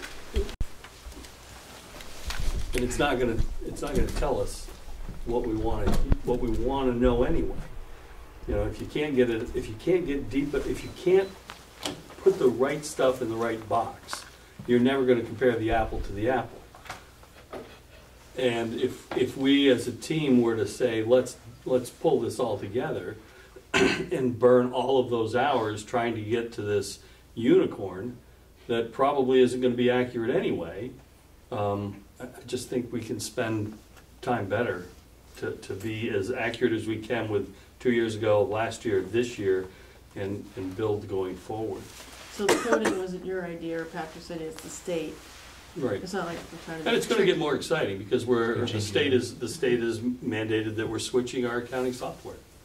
And the account code structure. And the account code structure to a less robust structure, so that we can't have that level of, okay, let's look at erasers at Moncton versus erasers at Beeman.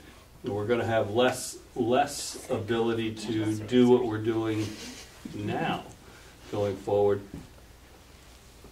And that will be the next budget? That will be... Not this budget, but the following? We'll be building it in the next budget, correct. Budget. Okay, so a year from now. A year from now, that will be the account code structure we'll be working. We'll have new apples. Thank you. So we get to do this again. Thank you. Sorry, I'm sorry. No, I'm sorry for you.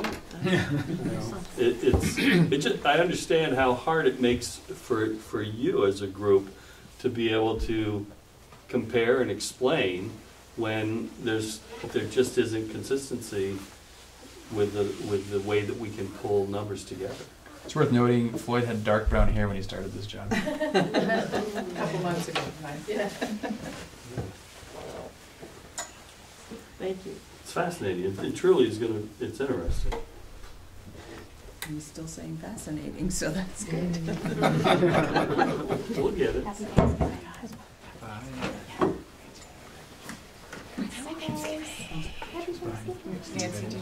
Yeah, in terms of December 10th and also later, I mean, I think, speaking as a community person who came tonight, if I thought there might be new information on December 10th, I'd be more likely to come, and I'm probably not the only person who looks at the agenda and looks at the PowerPoint, so it sounds like you may be able to provide whatever new information you have.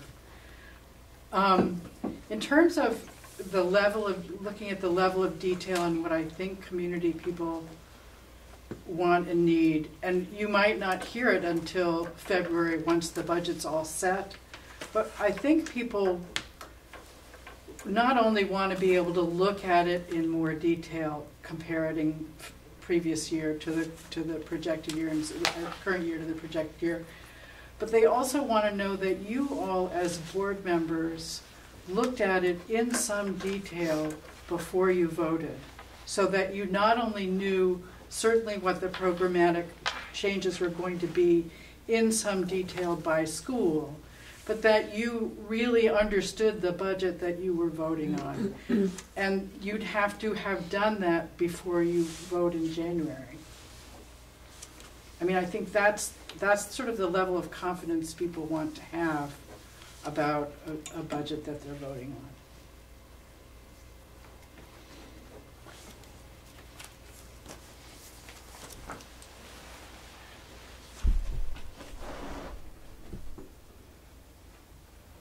Do we want to do a thumbs up or something on the, Yeah, I new mean, information on December 10th? I think that's the pertinent. Is that enough, or do you want direction? Yeah, I just think if I come back to what Caleb was saying, and maybe that's what we can do the thumbs on.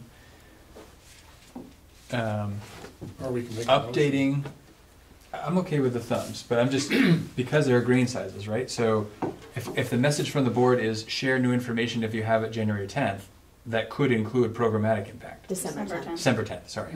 That could include programmatic impact. What I thought I understood from Caleb's point, which I think maybe is what we could thumbs up, is because it seemed, just reading body language, I got the sense that going that deep into details on December 10th maybe doesn't make sense. But going into the, like, updating the numbers based on equalized pupil is an added layer of information that is acceptable. So if I'm reading body language properly, then if we're doing the thumbs to what Caleb said about updating the numbers but not going deeper than that on December 10th, then I have the clarity that I need. Otherwise, we need a motion that does something different.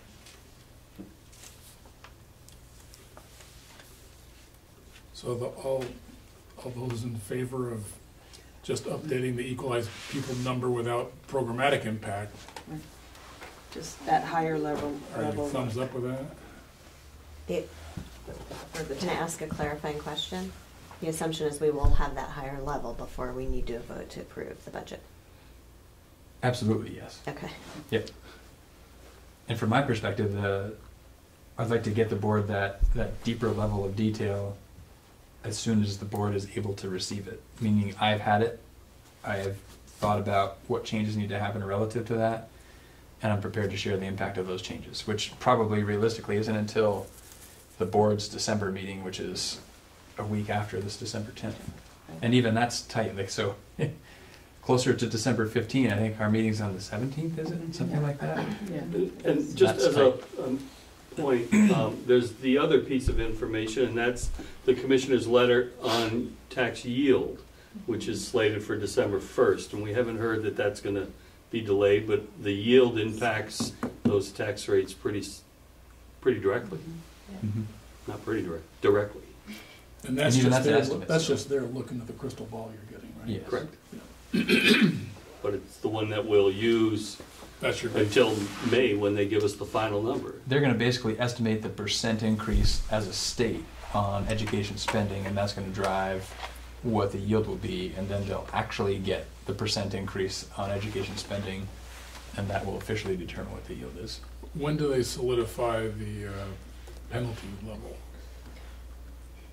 I don't know what that That's date is. We got a the projection, an threshold? updated projection. I'd say the number that we have is pretty solid. Notwithstanding, the legislature always has that ability to change anything. But historically, once that number has come out as it hasn't been changed. Okay, so that's already come out. That has come out. That's the number that we got to the 677 Okay. number with. All right.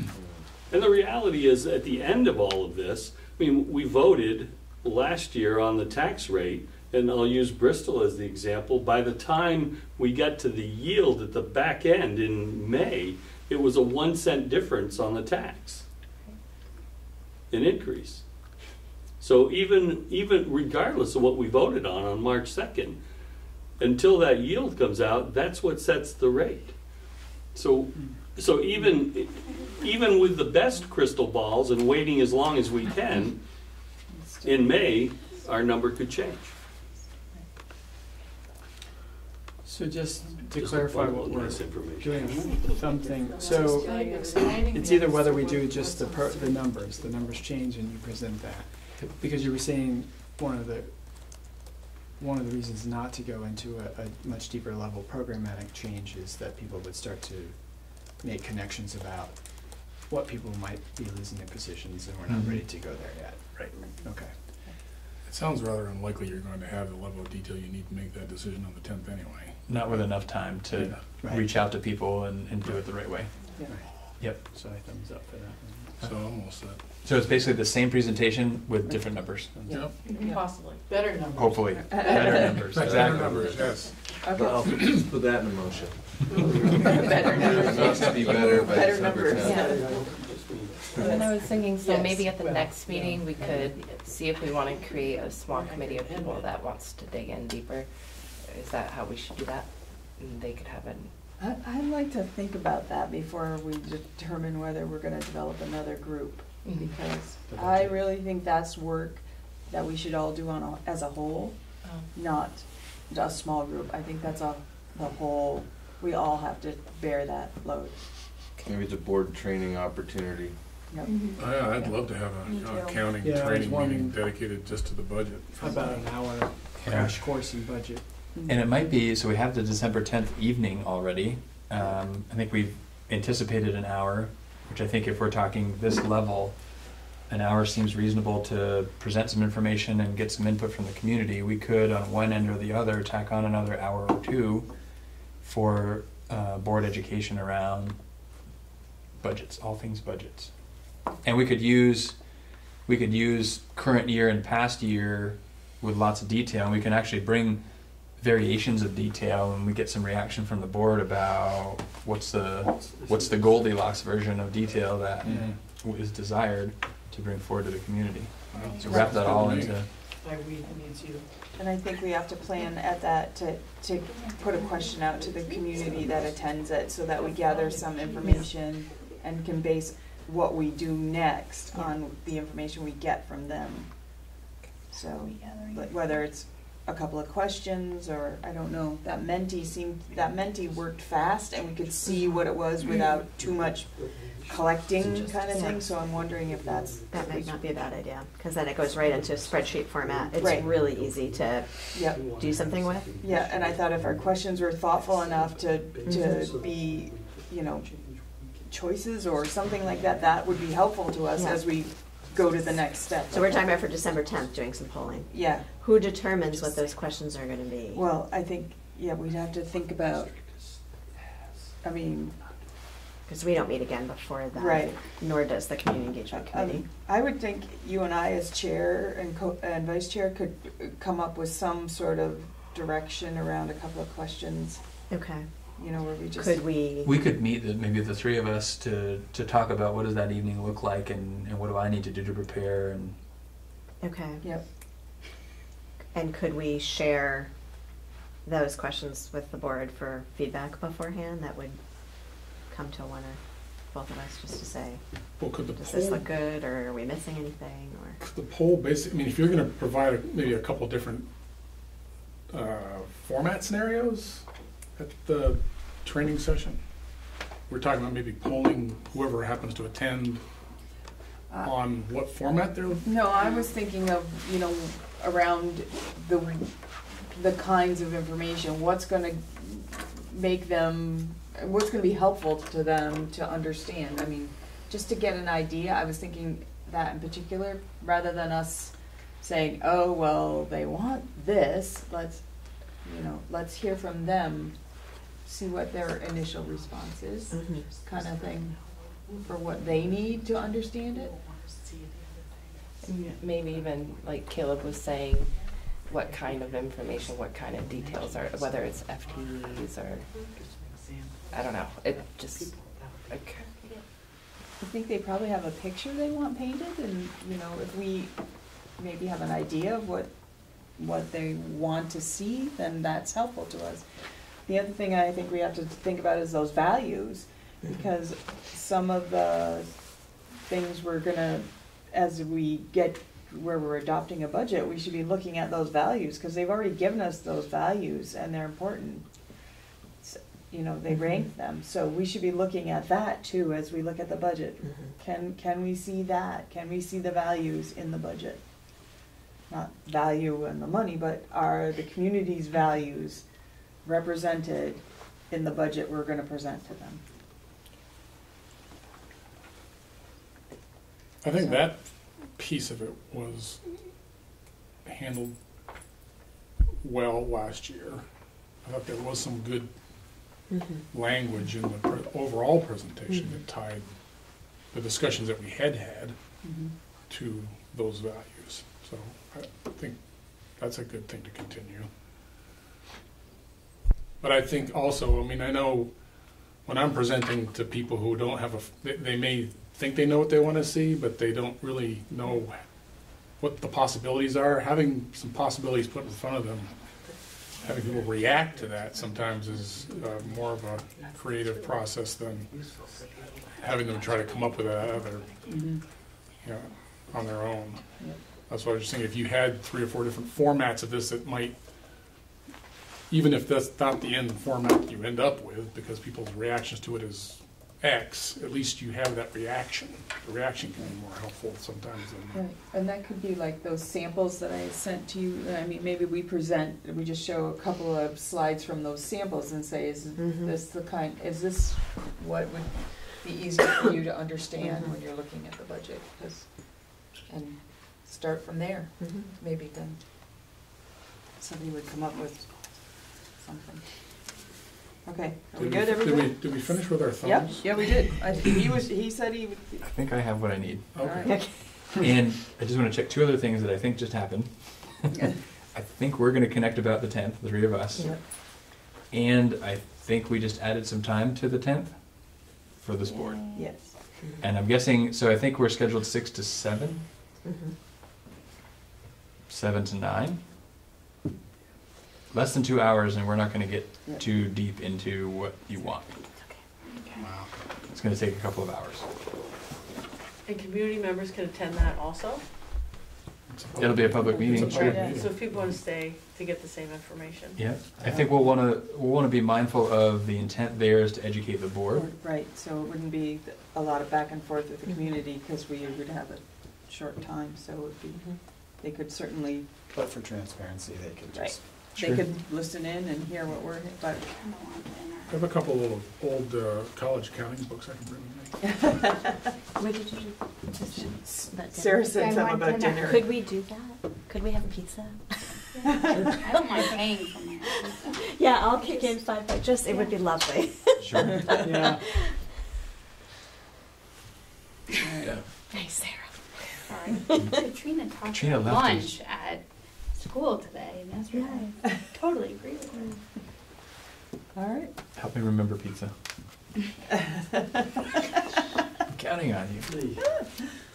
All right, moving on to board management and governance, we have an action item to accept the monitoring report. So we're going to start with 3.14, monitoring the superintendent's performance. Is there a motion to accept 3.4? Did I say 3.14? You did. I'm sorry, I'm very tired. So I had trouble. 3.4. Wait, we need a motion. I'm still getting this. When I tried to click on it, it didn't come up. Huh. It just says it's document lookup failed. It's possible the document was deleted. Oh, That's what I keep getting when I try to click on it. try to refresh. Can This you- happened last night too. Huh, because it was, a new document was uploaded, but I thought I opened it. I was able to open it. I opened it last week. Yeah. Just now, Kevin, you did. So before we talk too much about it, is there a motion? Thank you, Andrew. Is there a second? Oh, sure. Oh, Sarah. All right, now we can talk about it. Well, I just haven't read it. That's the problem. Is this Caleb? Yes. Oh, I read it. I know. Well, I couldn't open it, so I couldn't read it. It's a Word document. It's in the owner's trash, it says. Yep. Well, what happened was last year's report got put into the agenda first, and then this year's got swapped out. So Yeah. Maybe something happened with the link. maybe something, yeah. Okay. So maybe an old link. It might be an This old is, link. Well, I know that Jen told me that she had like replaced Replaced it, the yeah. link, so anybody with that is just go to the same. So something got Karen- glitched up in there. Karen used to throw a PDF Your link open? Is it the right year? Check the dates. Are the It dates? says from November yeah. 28, 2018 to November 26, 2019. Yep. Yeah, it opened up right for me as well. Yep. And you just clicked on that from the agenda? Just from the agenda. Yep. Is it worth taking a minute for someone to read it aloud? I don't remember it being super lengthy, was it? Not super lengthy, it's like 3.5 pages. Longer than I remembered. But we could easily Here. consume more Yeah. time than it will take to read it, trying to figure out how to access it. No, maybe I don't have permission. Want me to go through it? Sure. Okay. So this is the policy A3.4 for monitoring superintendent's performance. And again, this is from November 28th, which is of last year through today. The policy language is broken up throughout this with interpretations. So first chunk of policy language calls for the systematic and rigorous monitoring of superintendent's job performance,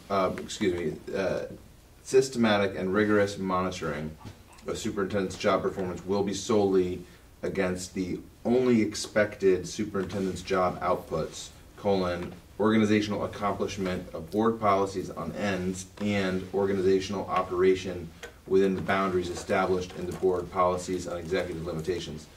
So the interpretation is not mine in this case. We have our established interpretations, just to remind people of that.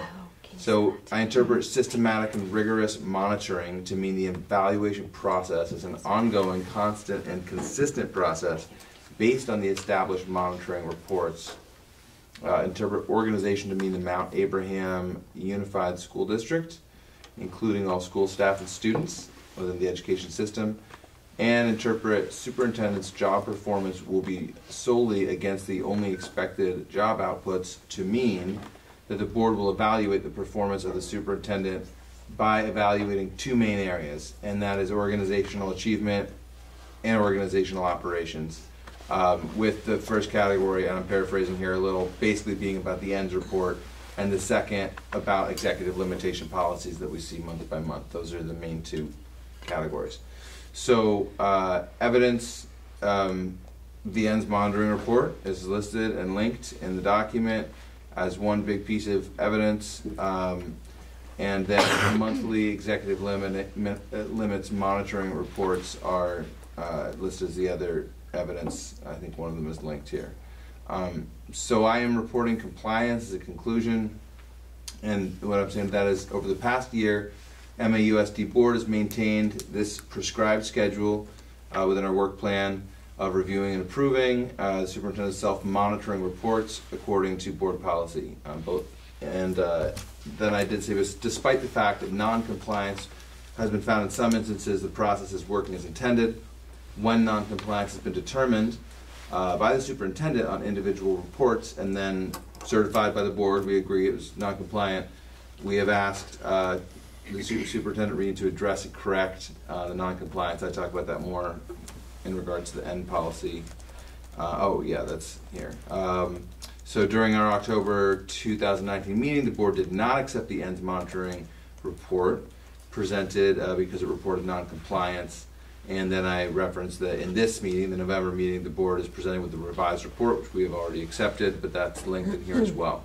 And I'm saying this revision is further evidence that the board process is being followed and that accountability under the policy is being maintained. I'm moving on to the next policy piece. Please tell me if I should stop. No. So next piece of policy language is, accordingly, monitoring is simply to determine the degree to which board policies are being met. Information that does not do this will not be considered. So the interpretation is that means the presentation of information to demonstrate the superintendent is in compliance with executive limitation policies and making reasonable progress towards expected student results ends. That's what we're being presented on. If the information provided does not prove policy compliance or reasonable progress towards the ends, it will not be considered as monitoring information. And so I have evidence of our board evaluation forms, of our executive limitation reports, since those are the main way that I see that the sort of rubber hits the road on evaluating those executive limitation reports which are required under this policy. I do report compliance. The board has used appropriate evidence to monitor the performance, and I believe that the only information that has been used is that which is specified under this policy. So I do think that the main place that we evaluate the executive limitations is in our monthly meetings with our evaluation forms, but I personally am making the case that is complying with our policy. Moving on, we've got policy language that says the board will acquire monitoring information by one or more of three methods. So basically by internal report, this is hearing directly from the superintendent, by external report, in which an external disinterested third party assesses compliance, and C, by direct board inspection. I basically, the interpretation on this kind of just says what I just said. Basically, you have to do one of these three methods. So I'm going to skip ahead a little and say that the evidence that I find that we're in compliance is that all executive limitation reports, such as financial reports, are example of internal reports. And basically all of the executive limitations really meet this policy in and of themselves. The annual audit is I think, highly acceptable external report. And so I'm reporting compliance because we have two of three of them. We don't have a lot of direct board inspection that I know of on this board, so I don't know if there is an example of that as evidence. Maybe someone can say so, but our policy does not require us to have all three, and I would say we don't, but we've got two of three, so I do report compliance with that. Next piece of policy language: in every case the board will judge A, the reasonableness of the superintendent's interpretation, and B, whether the data demonstrate accomplishment of this interpretation. So the interpretation of this policy is, I interpret reasonableness to mean the sensibleness of the superintendent's understanding / interpretation, and whether the information provided proves that interpretation to the satisfaction of the board. The board will be the only judge of this reasonableness of the superintendent's work. So again, I did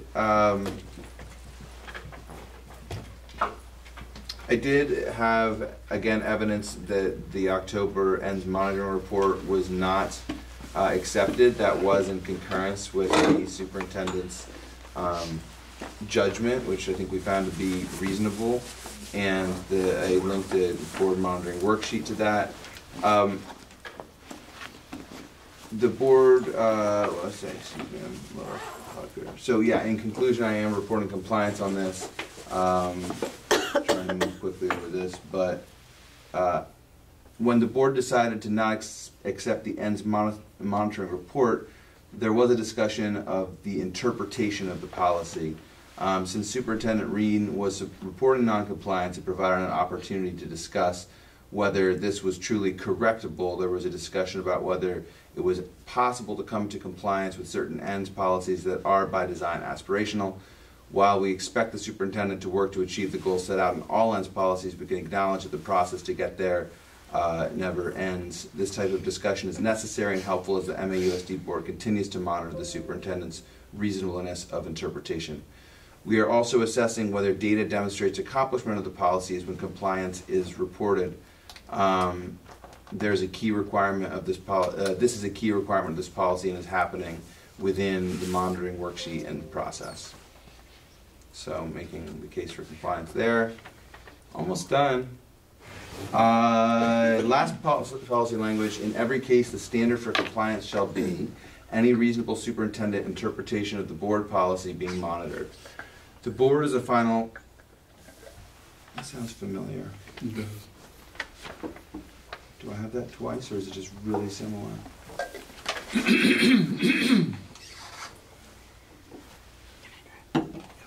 No, I think that's subtly different. Okay. Well, I'm going right to interpretation on this one because that's sometimes more helpful. So interpretation of this policy point is to mean the board will use the reasonableness, sensibleness of, Dawn, am I getting, do I have this doubled in here? Of the interpretation as the measure for policy compliance on all policy. The board will make the final decision about the sensibleness, which is kind of like the last one. Yeah, now that I'm going through this again, I'm having a hard time telling it from the previous one. So, You're consistent. They use the word reasonable. so I'm gonna not belabor that, but admit I'm a little confused by it. No, one's about reasonable person, Yeah. and one's about reasonable. Yeah, no, you're, okay, yeah, I got a little lost in the sensibleness of it all. I'm gonna skip to the last one. All policies that instruct the superintendent will be monitored at a frequency and by a method chosen by the board. The board can monitor any policy at any time by any method, but will ordinarily depend on the routine schedule. We interpret it to mean that all policies that direct the superintendent will be examined at a rate and method that the board determines. This rate and method will be outlined in the yearly board calendar and policy. The board may monitor any policy at any time using any method, but in general, the routine plan schedule will be used. Evidence is the annual work plan that is in place and being used. It has been referenced many times, and it is all throughout our board calendar. And so the conclusion is that we are in compliance with this policy. At this time, we are monitoring at the frequency set out in our current work plan, and in the future, the board has the option to increase the frequency of monitoring, but we're certainly in compliance with that policy at this time. So, that's that.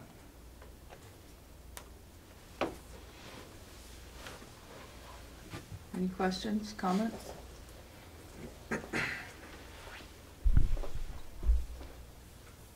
Sorry to put you through that. Guy, you know, who needs hyperlinks? We should do this for everybody. Okay, based on the information provided, does the board find that the board's interpretation is reasonable? I'll take a thumbs up. Okay, did the data demonstrate the accomplishment of this interpretation? Okay.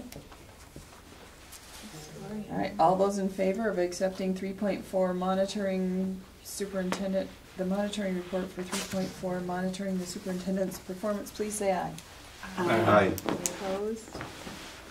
Any abstentions? Okay. It's weird because why everything else comes All right. up, we can't get that to come up. Next is to take action to accept the monitoring report for 4.4 school board chair's role.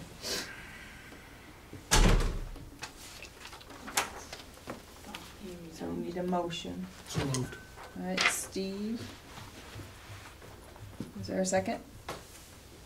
Caleb. Okay. Do you want it read, or do you all have that? Please tell me you all have it. No, that one came up fine. I just didn't get you there. Probably should have put it into PDF on mine. Any questions or comments? Kevin. I'm sure everything's on the up and up, and I certainly appreciate you doing the report, but I think it's really important that somebody else does the report Okay, on a go-forward basis. all right. I'll have to tell you, though, I'm the one who's got to give you all the evidence, though, so. I did appreciate all the evidence that you provided. That was really thorough. Oh, God. So. My only comment was that it was interesting to see some of that evidence for the first time.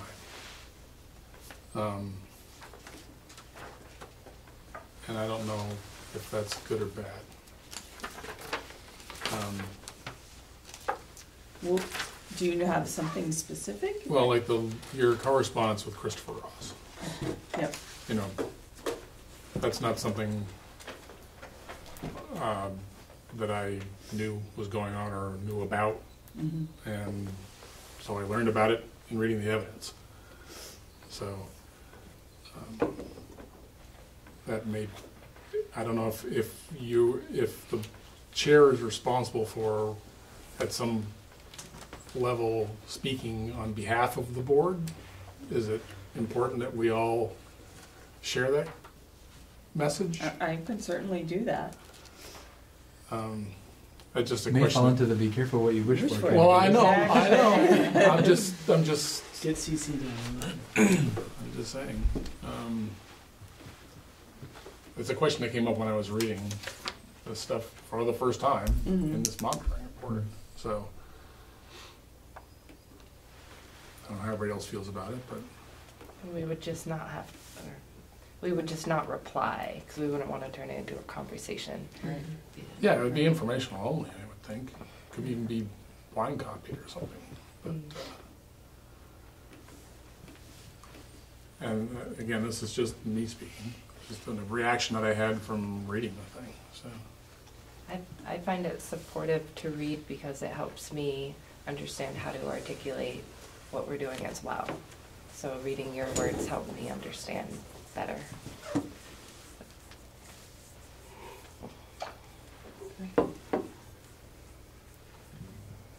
if, for instance, I had come across Mr. Ross in some other capacity and he started asking me questions about this conversation, I would have no idea how to respond. I would have no idea what the conversation was. So even if it was just to move him in a different direction and go talk to this person or something, I wouldn't be clear about the backstory.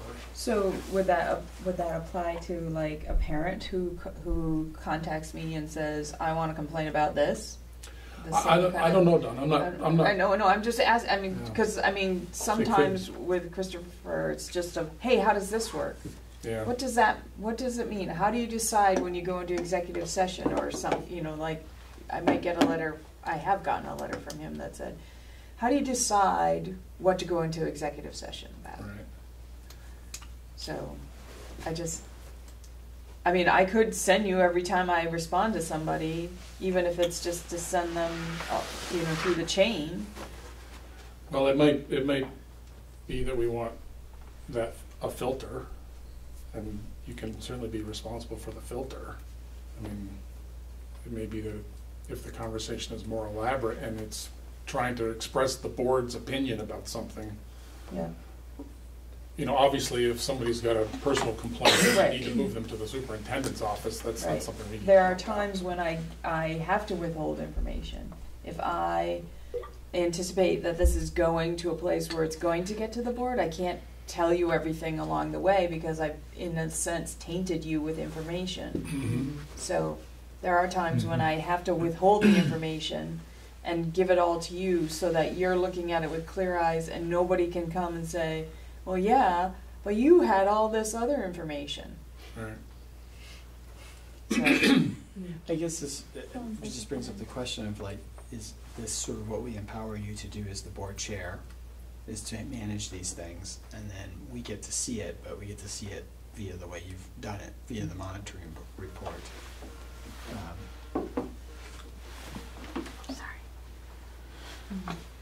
Krista. Yes, and then maybe though there's thematic information, like if you're saying there's a message we're trying to convey that would be helpful for others to see.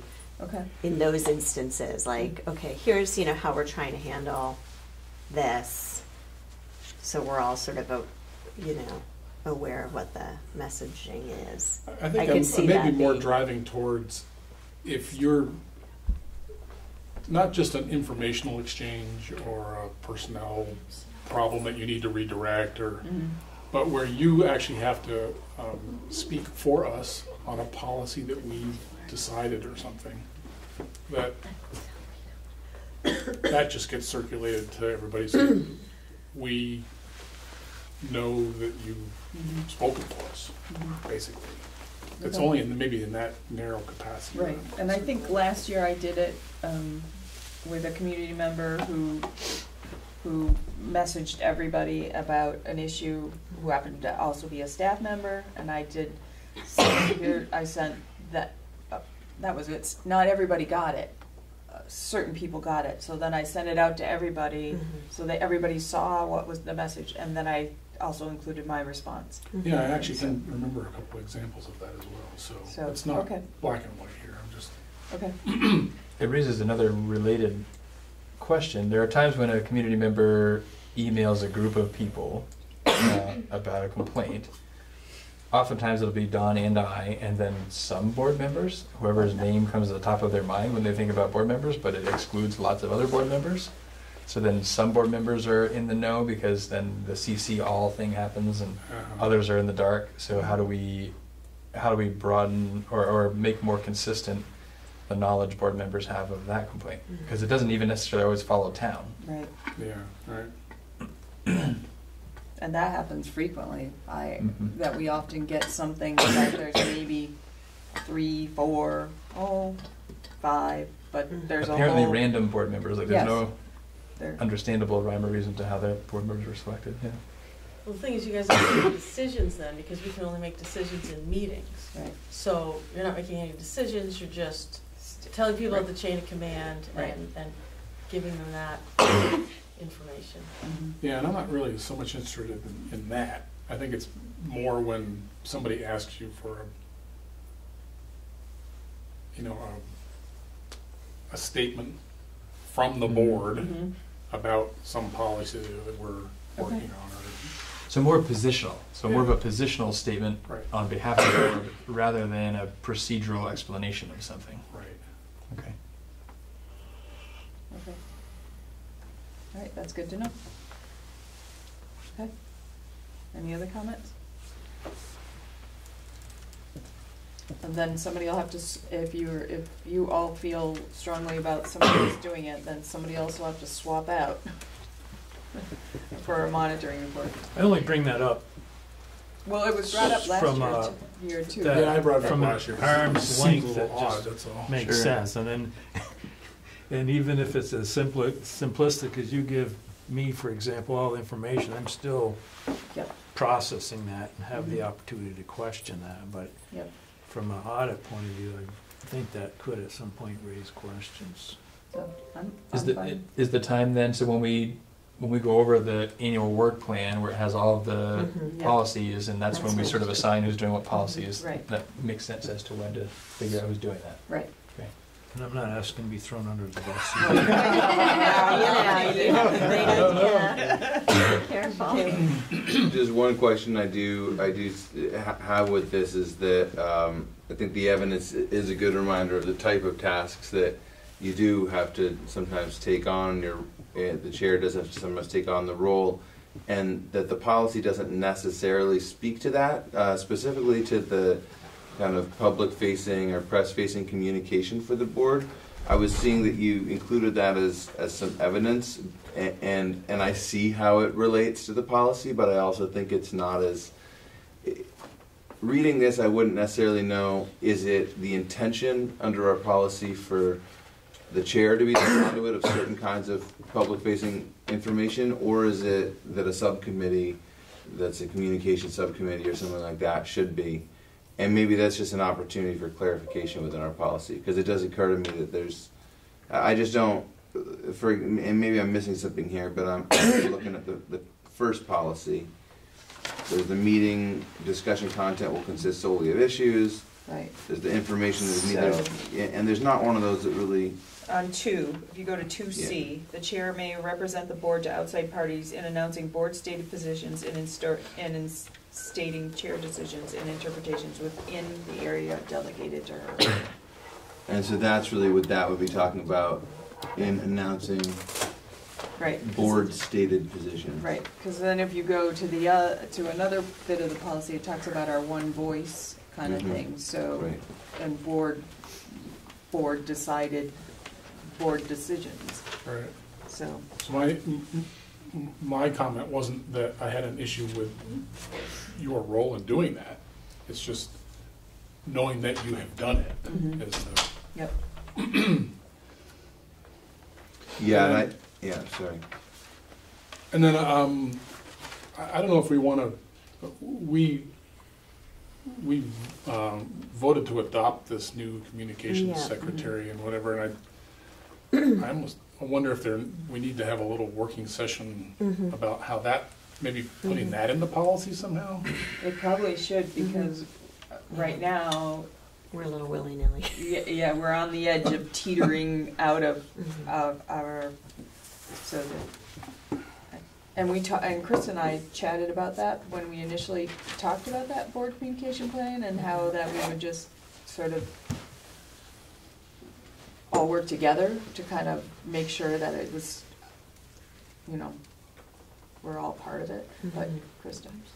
Yeah, and it maybe relates to what you were saying before too, Caitlin. I think that the ideal would be that for key outward-facing messages, it might come from the chair, but it might be developed or looked at by a couple of different people, and but we're not there yet.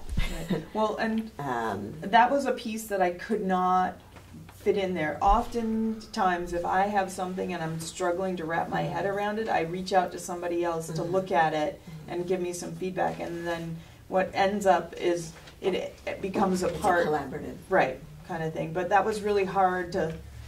I guess I could have shown the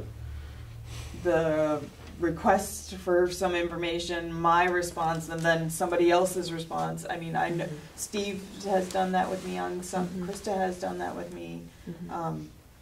In the past, the chair letter that goes in the annual report, I always go to the chair, the vice chair, and go back and forth over what to put out. In the past years, I've always done that. So.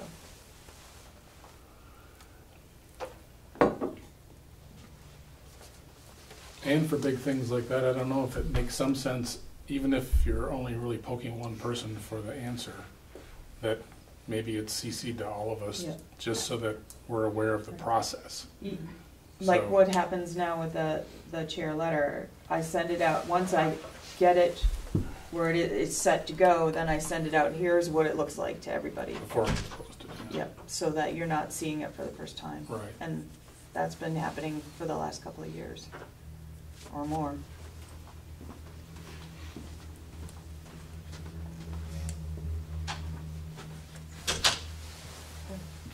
You good, or you want to keep chatting? I'm good. Do you find that the board's interpretation is reasonable? And does the data demonstrate the accomplishment of this interpretation? Okay, so all those in favor of accepting 4.4 school board chair's role monitoring report, please say aye. Aye. Any opposed?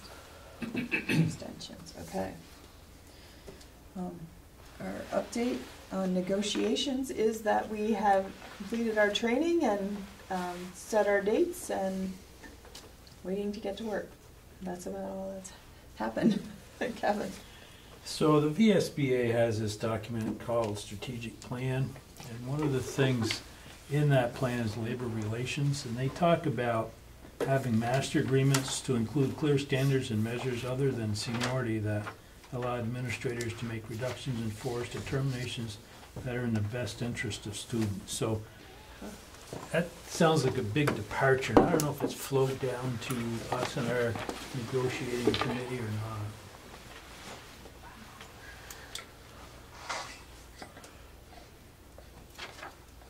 Or is that too much to say? Their recommendation is to add that to the list? No, so they, Or to so supplant the seniority list? within their strategic plan, they have a section, labor relations. The goal statement is, the current collaborative bargaining framework is modified to respond to contemporary expectations for education, foster a greater sense of balance, shared responsibility and mutual respect between school boards and unions in order to unleash the potential of students and teachers alike.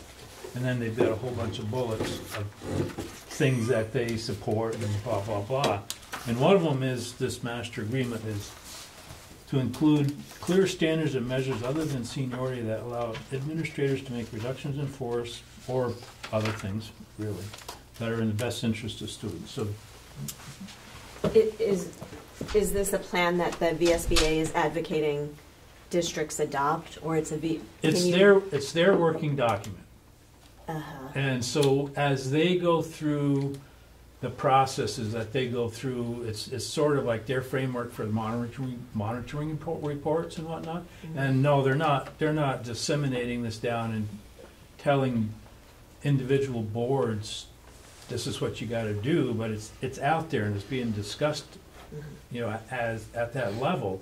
And I just wonder if we are cognizant of that concept and their support to try to go in that direction when we go through the negotiations. So right now, the language in our contract spells out how that is all handled, and I don't know where this, because we haven't met. Yep, and I mean, but in the past, it has not been well received. yeah, I mean, that's a big negotiating point right there. Yeah. There's never been any movement on that. But if your last like 4 hires are all art teachers, and then you can't, decimate the art program, so isn't that already kind of built into how? It's by category. It's by category, not just full seniority, so But there's 2 layers. category and then performance. Right now it's category and seniority. Oh. If performance does not factor into reductions in force. No. There's a separate process, obviously, for supervision evaluation that is outside of the contract where performance is addressed. But in terms of reductions in force, it is pretty exclusively category, seniority within that category. Seniority is the determining factor. This is unrelated to that, but are we mandated to do a 1-year contract again, or no? No, not currently. Okay. Not yet. Not yet. It depends on healthcare, really. Yeah. I think that would be the only thing that could keep us from a multi-year agreement. Or, both sides have to agree on the length of the agreement, so it could be that one side or the other or both want a 1-year agreement. Right, I just was So it wondering wouldn't if there was necessarily any be forced. like last year.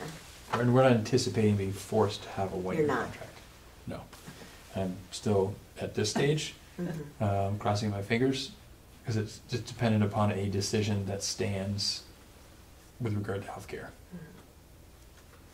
Katrina, I'm just curious if the VSBA has shared that there have been if there has been any movement in that regard in the state? There has not been any discussion.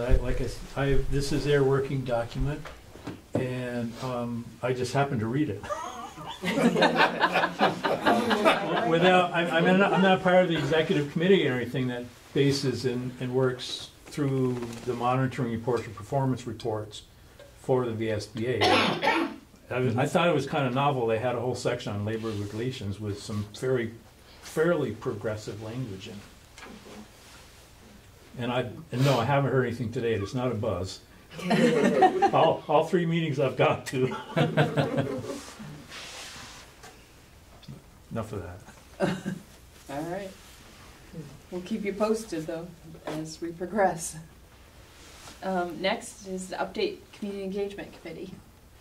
So I apologize that if you're able to look at the live agenda, you'll see 2 links that I just asked Chris to add. I'm sorry they didn't get in sooner.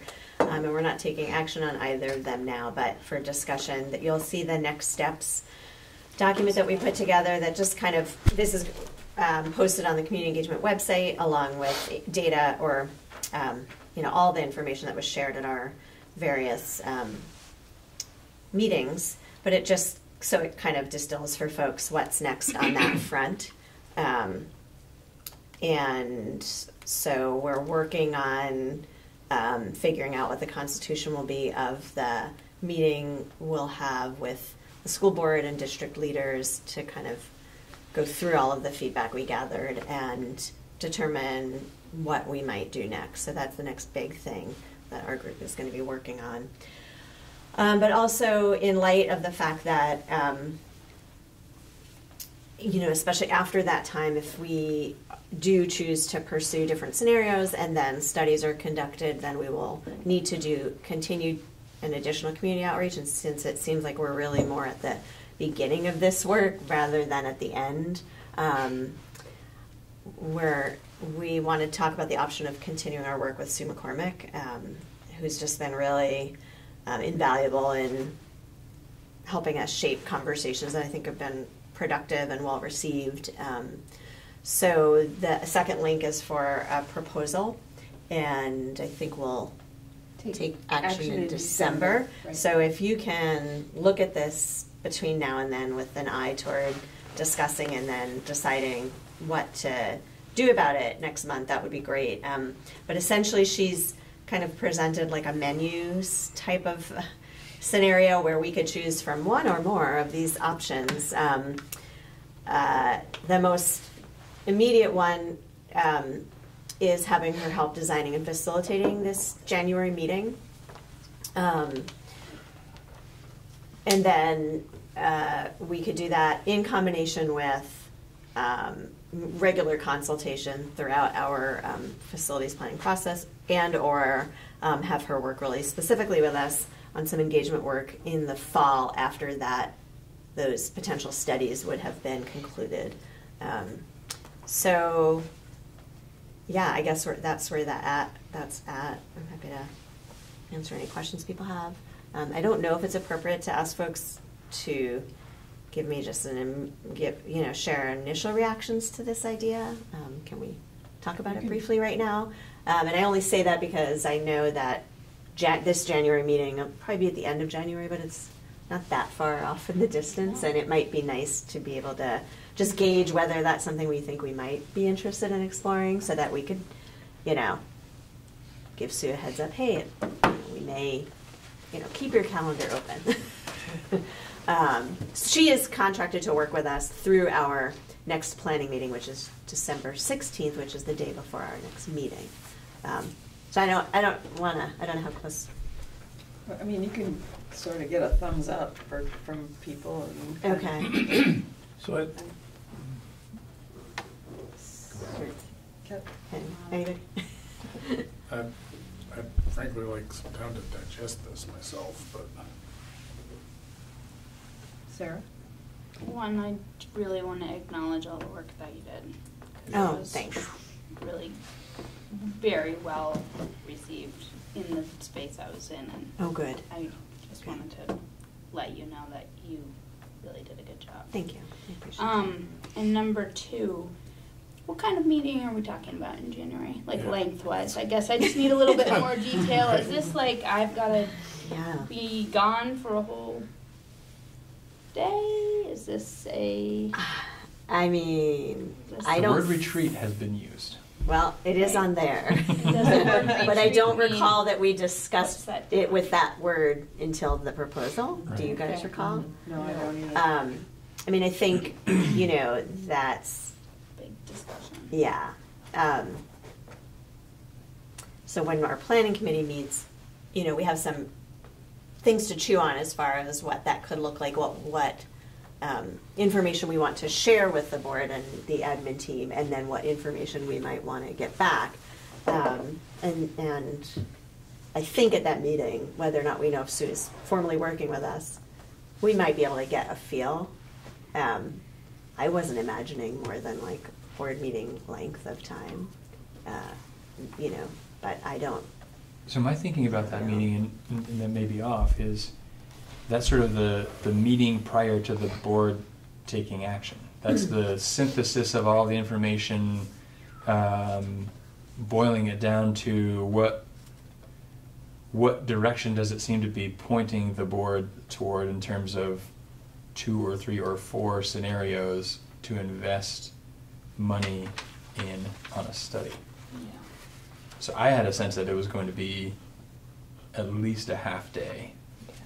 Although some of our board meetings do get to be close to half days, so that might be still true with what you were saying. But that's just what was in my mind as I was thinking about the task of taking everything we've learned and having it filter down to what does it seem most likely in terms of what we ought to be studying. And it seems like it would be important to have an administrator at that meeting and not just community engagement committee, because we need, we need to know what's practical. Right? Yeah. So when we meet on the 16th, is it just the committee, or are we expecting Patrick to be there? Well, too? our planning committee, John and or Patrick have been at, I think, every one of those meetings, and that's really important. And I think that January meeting was envisioned to be board members and some administrators that could share input into their piece of the puzzle. And so I don't know if that answers your I mean, it feels like we're gonna be chiseling, right, with all the input we have. Right. It's like a real active. Right. What I envisioned was the Process. board and central office administrators and building principals.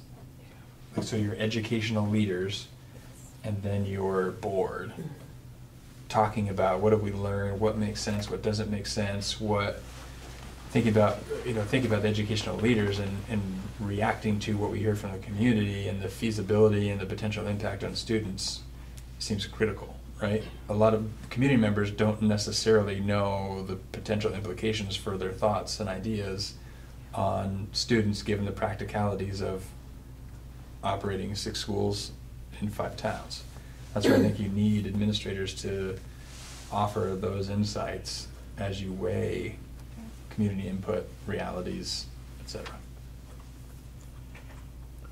And so I know when we see $2,000 for a meeting, it's having had just in a limited view, because I haven't been very involved in all of the work behind the scenes, but there's so much, like even just tweaking a question about how are we going to ask that in a way that's going to be well received. So and since she's been with us through the whole process, I would be intimidated to go ahead and try to follow out this to finish out the process of making these big decisions without somebody that, she's been gathering the data the whole way along. She gets a sense of all the different parts and pieces as well, and she could make sure that the conversation is facilitated in a way that everybody is heard and it doesn't turn into, so that it stays productive when we do take a half day to work with administration to think about these ideas. So it seems really important to me to have her follow through the rest of this conversation so that it continues to go as well as it has, and we can come out with a really great outcome. Can you just clarify process for me? You, in community engagement meetings on the 16th of December, board meetings on the 17th, and then we're talking about late January for this big meeting. And is there anything in between any of that? Or Right, not? so that, one idea we had. Yes, there's that, right. A couple of negotiating sessions. Right. Lots of other things, but one of the reasons why we were considering pushing it to the end of January is because there was a real theme that came up at all of our meetings about all the people not in the room and how to engage them before we have to contemplate a decision or decisions. And so the idea was that perhaps we could do some really thin engagement, like surveying of just taking what we've learned thus far in this really significant, these deep conversations, and then sharing those priorities back out with folks, at a basketball game or quick, and just add to be able to say with a little more confidence we've connected with a pretty wide range of folks so that we're bringing the most full picture we can reasonably attain when we sit down as a group. Because right now, it could be argued that we're still not seeing hearing the full representation of. I would agree with that. And with the exception of cost, I don't think would be much significant deviation in the concepts. Mm-hmm. So I'm not concerned about the concepts as much as affordability of what the solutions may be. And the other thing is that,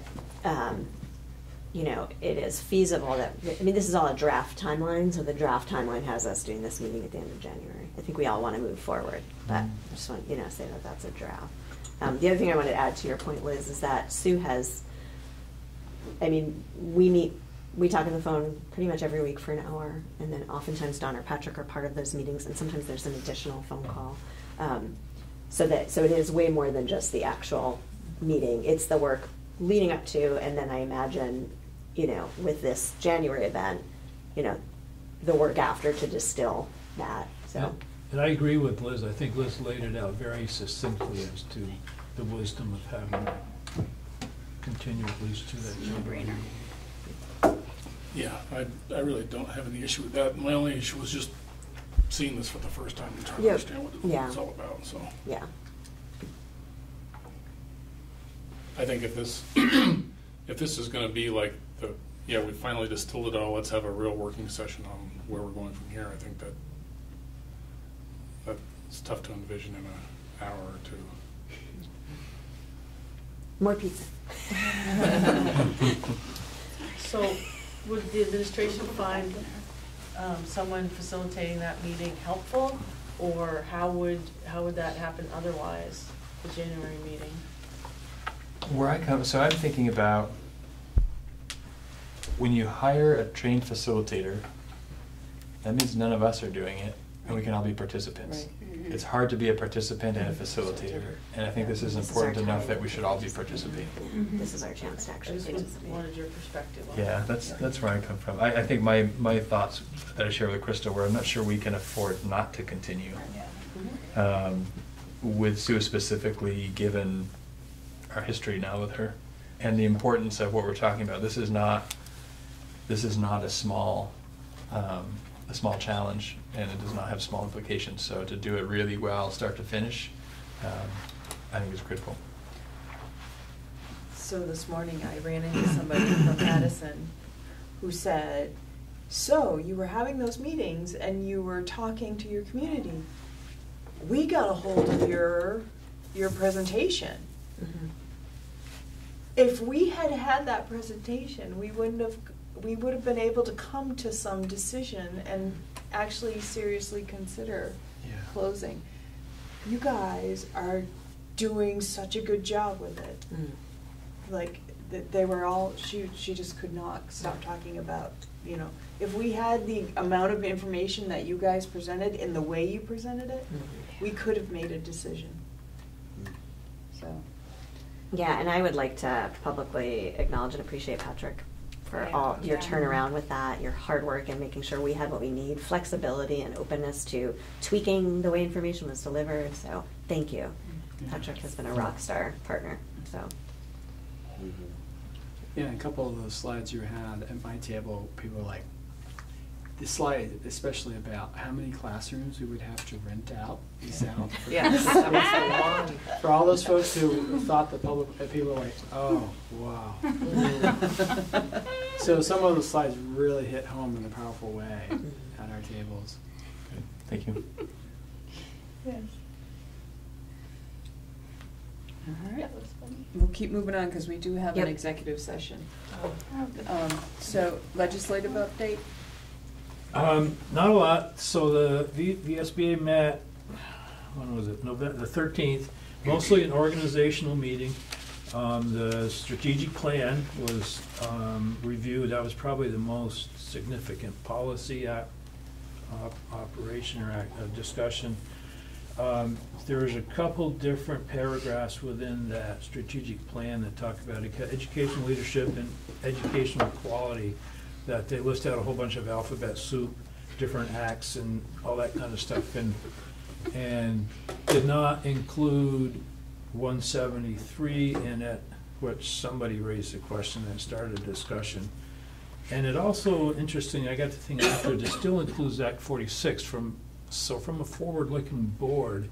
I'm not sure, I mean, it'll be discussed at next meeting, but whether that's germane to their strategic plan anyway. But, so that's pretty much it. Like I said, the rest of it was pretty much organizational activities to start with a new board after the November or the October elections.